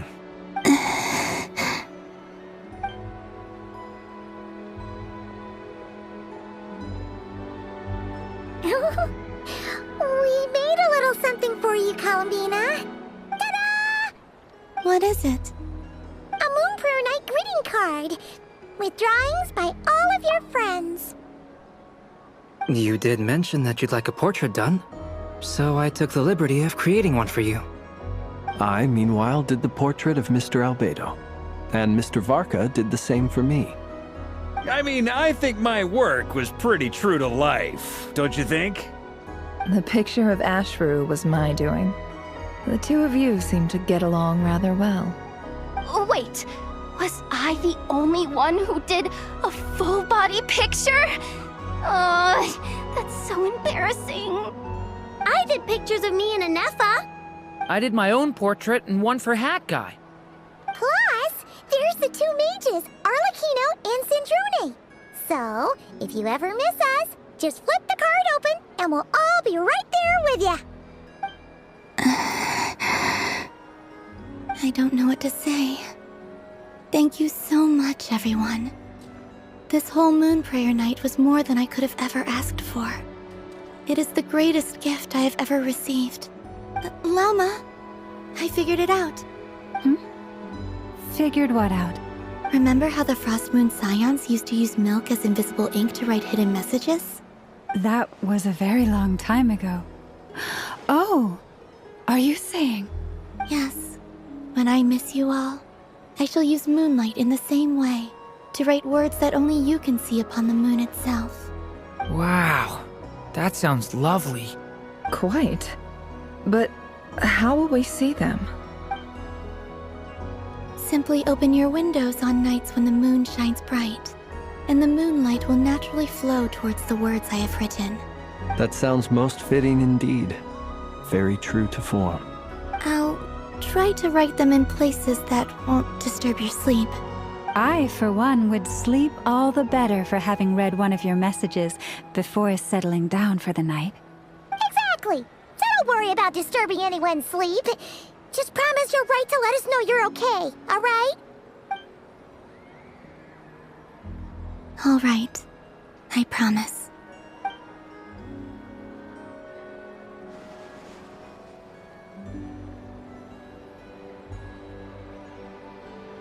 In that case, Columbina? I'm ready. Very well. Let's go.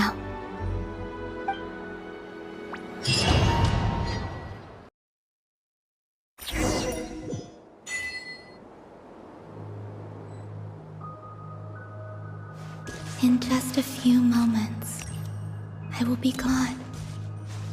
I still don't know what to expect on the moon.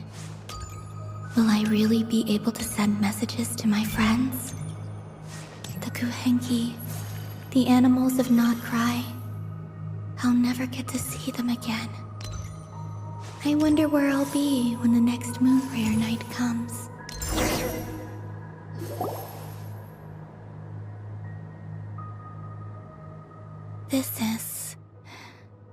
This is where the people of Hyperborea used to communicate with the moons.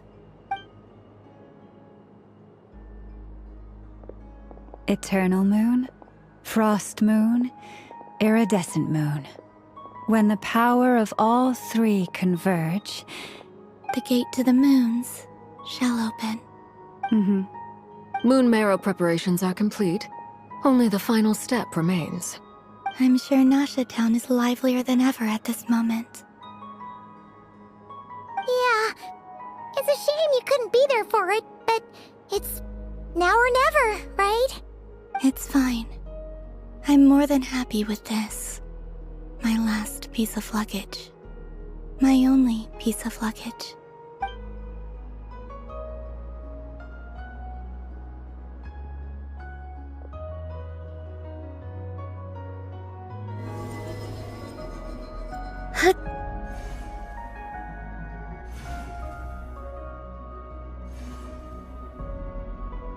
I can already feel the moon calling to me.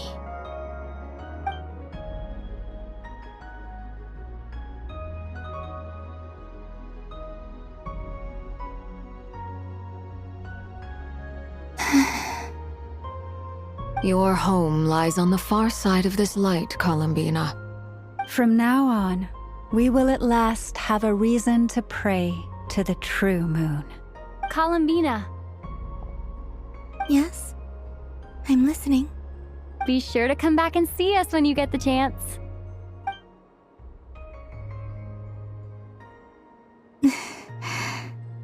Of course. But if that chance doesn't come, then remember that you have friends on this planet. People who will miss Columbina. Yes, I will. Thank you for everything you've done for me. And remember, come night or day, the moon shall always connect us. Well then, farewell, my friends.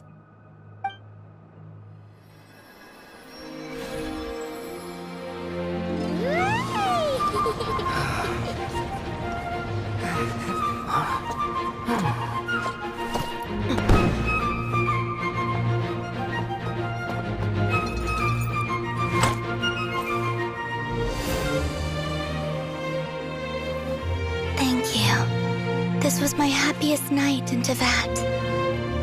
Farewell, Columbina.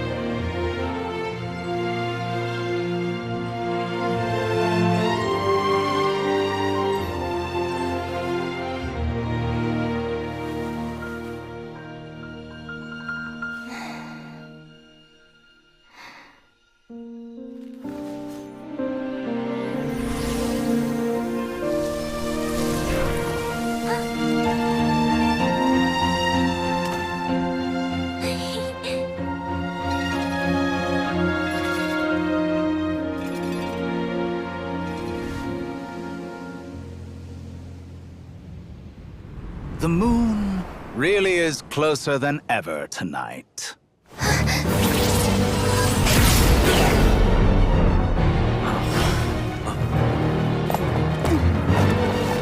Columbina. All 3 moons in one place. Time for one final experiment. Reason, life, death, time and space. They all believed I would fail.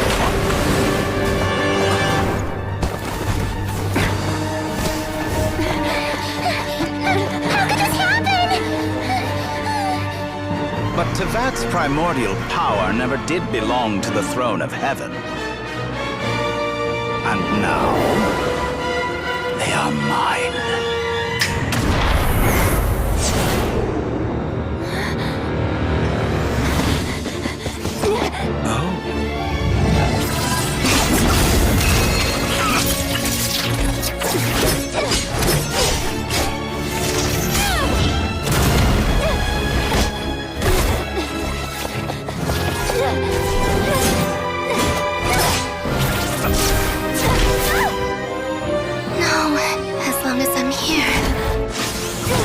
Is free to wield the 3 moons' power.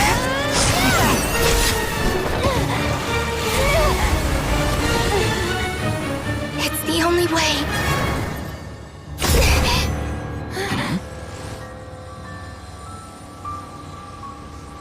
I guess I won't be going home today.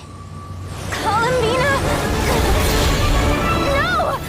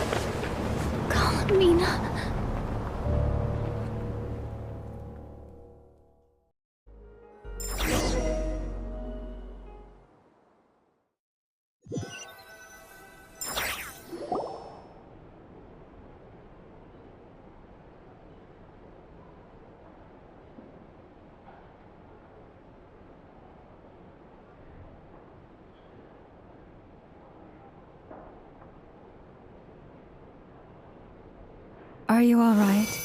Do your wounds still hurt? I had someone prepare a little medicine that could prove effective. Take it if you need to. In that case, let me relate the contents of the call we made to Alice after the incident occurred. That Dottore is a crafty one. He distracted the Hexenzirkel by creating a huge fuss at Tevat's borders. I'd assumed that the cause was an abyssal intrusion from the outside world, which in fairness is a rather common occurrence. But after learning that you managed to influence the phantoms in Nodcry, I realized that perhaps this interference could have come from within Tevat instead. But we weren't able to change their fates. True, you couldn't change how their stories ended, but you did build some variables around yourself. Variables? Yes, things you heard that you could not otherwise have learned, ideas that would otherwise have never crossed your mind. All these things are variables. Of course, most variables usually pale into insignificance with the myriad of possibilities floating around. But the moment you start treating them as building blocks and intentionally stacking them, that changes things. That's what Dottore did, and it's how he created the necessary conditions so that when you activated the portal tonight, it played right into his plan. However, we have no way of knowing exactly what he did. Yeah, we also need to ascertain Columbina's status. And that about sums it up. As I suspected, Dottore has disappeared completely. If it's any consolation, he wasn't able to control Columbina as he might have wished to. Oh no! What? She did what? All we saw was Dottore appeared and used some kind of power. The next thing we knew, he and Columbina were gone and you were falling into the sea.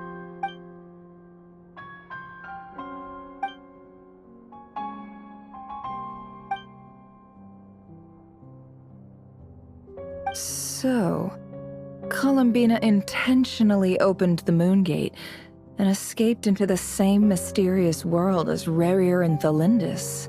Sounds like bad news. Seen in that way, the Trilunar Syzygy and Rerir's emergence, Dottore might have been pulling the strings in both cases. According to Miss Alice, he is attempting to transcend his destiny and finish an experiment that only a god might complete. An utter lunatic. Wait a sec, where's Hat Guy? Seems like he'd want to be here for this. He took off with a Dodo communication device after we spoke to Alice. He said he had a hunch that he wanted to investigate by himself. The look on his face was terrifying. I've never seen him like that before.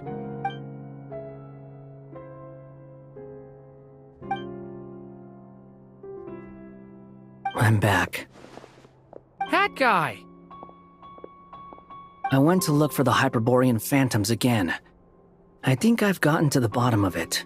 I got them to talk to Nicole on the other end of the communications line.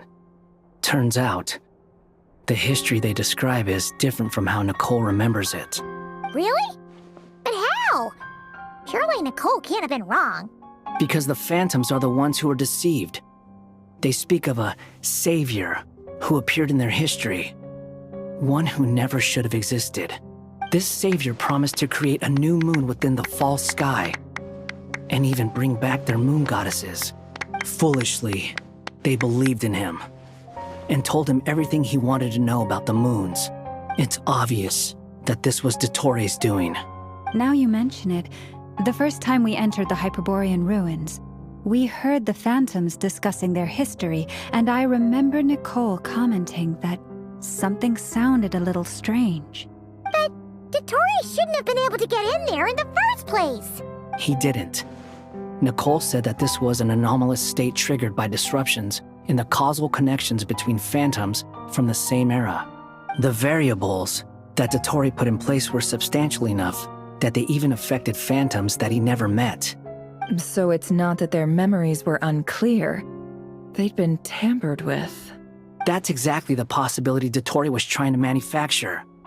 He turned these variables into knowledge and engineered the situation so all that knowledge would fall into his hands. Then, he harnessed that knowledge on Moon Prayer Night to truly create a false moon. How is that even possible? To be precise, he exploited a weakness in the way the spell works. The spell senses Kuvaki to detect the moon's location. So, as long as the false moon more strongly resembled a moon than the frost moon beyond the skies, the gate would teleport Columbina to the false moon's location.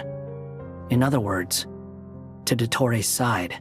Once he had her under control, the teleportation spell remained active, and he manipulated her power to seize both moon marrows. At that moment, the moon marrows disappeared right before our eyes. It was already too late, even as we were leaving the ruins. By then, Dottore had already amassed the power of all 3 moons. So, where does that leave us? What do we do now? I'd certainly like to know what Her Majesty thinks, now that the concerns I expressed to her have come to pass. But we cannot simply sit and wait for her to decide the matter. And in any case, it is not the Fatui Harbinger Damselette who sees us as her friends, but rather Columbina Hyposelenia. If, even in such extreme circumstances, Her Majesty will not lift the prohibition on Harbingers drawing steel against one another, then I will do as my heart demands. I will fight as Peruware instead. Oh, Arlecchino! Time is short, so I'll make the first move.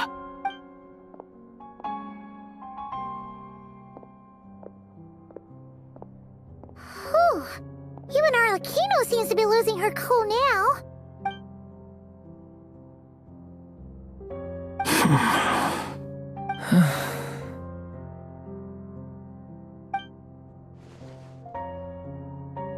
All right. Lose those dejected looks for a moment and let me get a word in. It looks bad, I won't lie. Very bad, in fact. So Dottori's pulled some real dirty tricks to gain the upper hand. For now. And yeah, it's to the point where even the mages say that his variables have affected destiny. I'm not so sure, though. Many have told me that Tevat's destiny is fixed, and that does appear to be the case. Well, what makes Dottori so sure he'll be the exception? And since he was able to stack these variables up, who's to say we can't do the same? You of all people should not be discouraged, traveler from afar. This isn't over yet.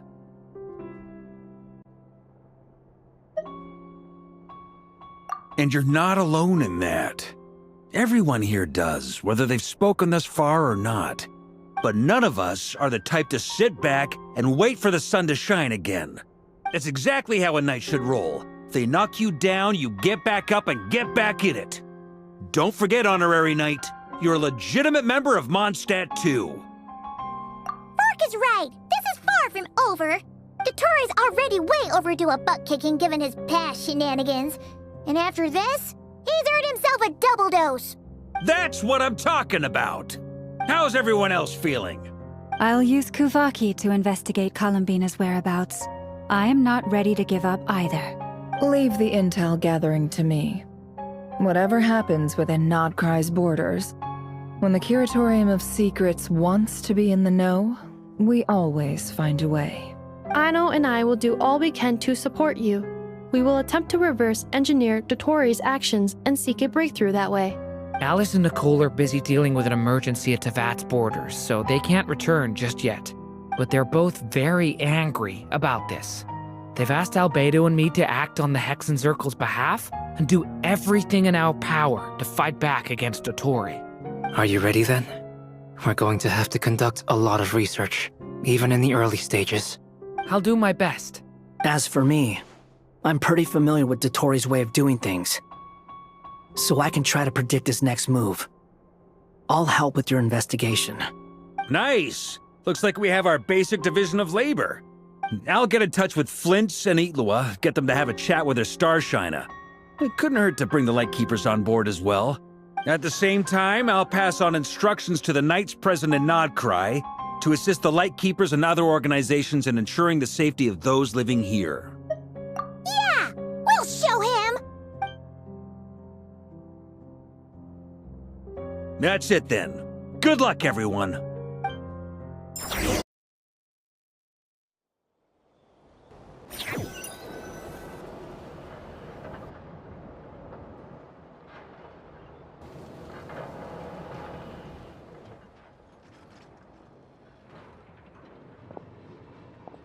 I never thought that Columbina would become my real name. It went from being a Fatui code name to something my friends call me. And remember, come night or day, the moonlight shall always connect us.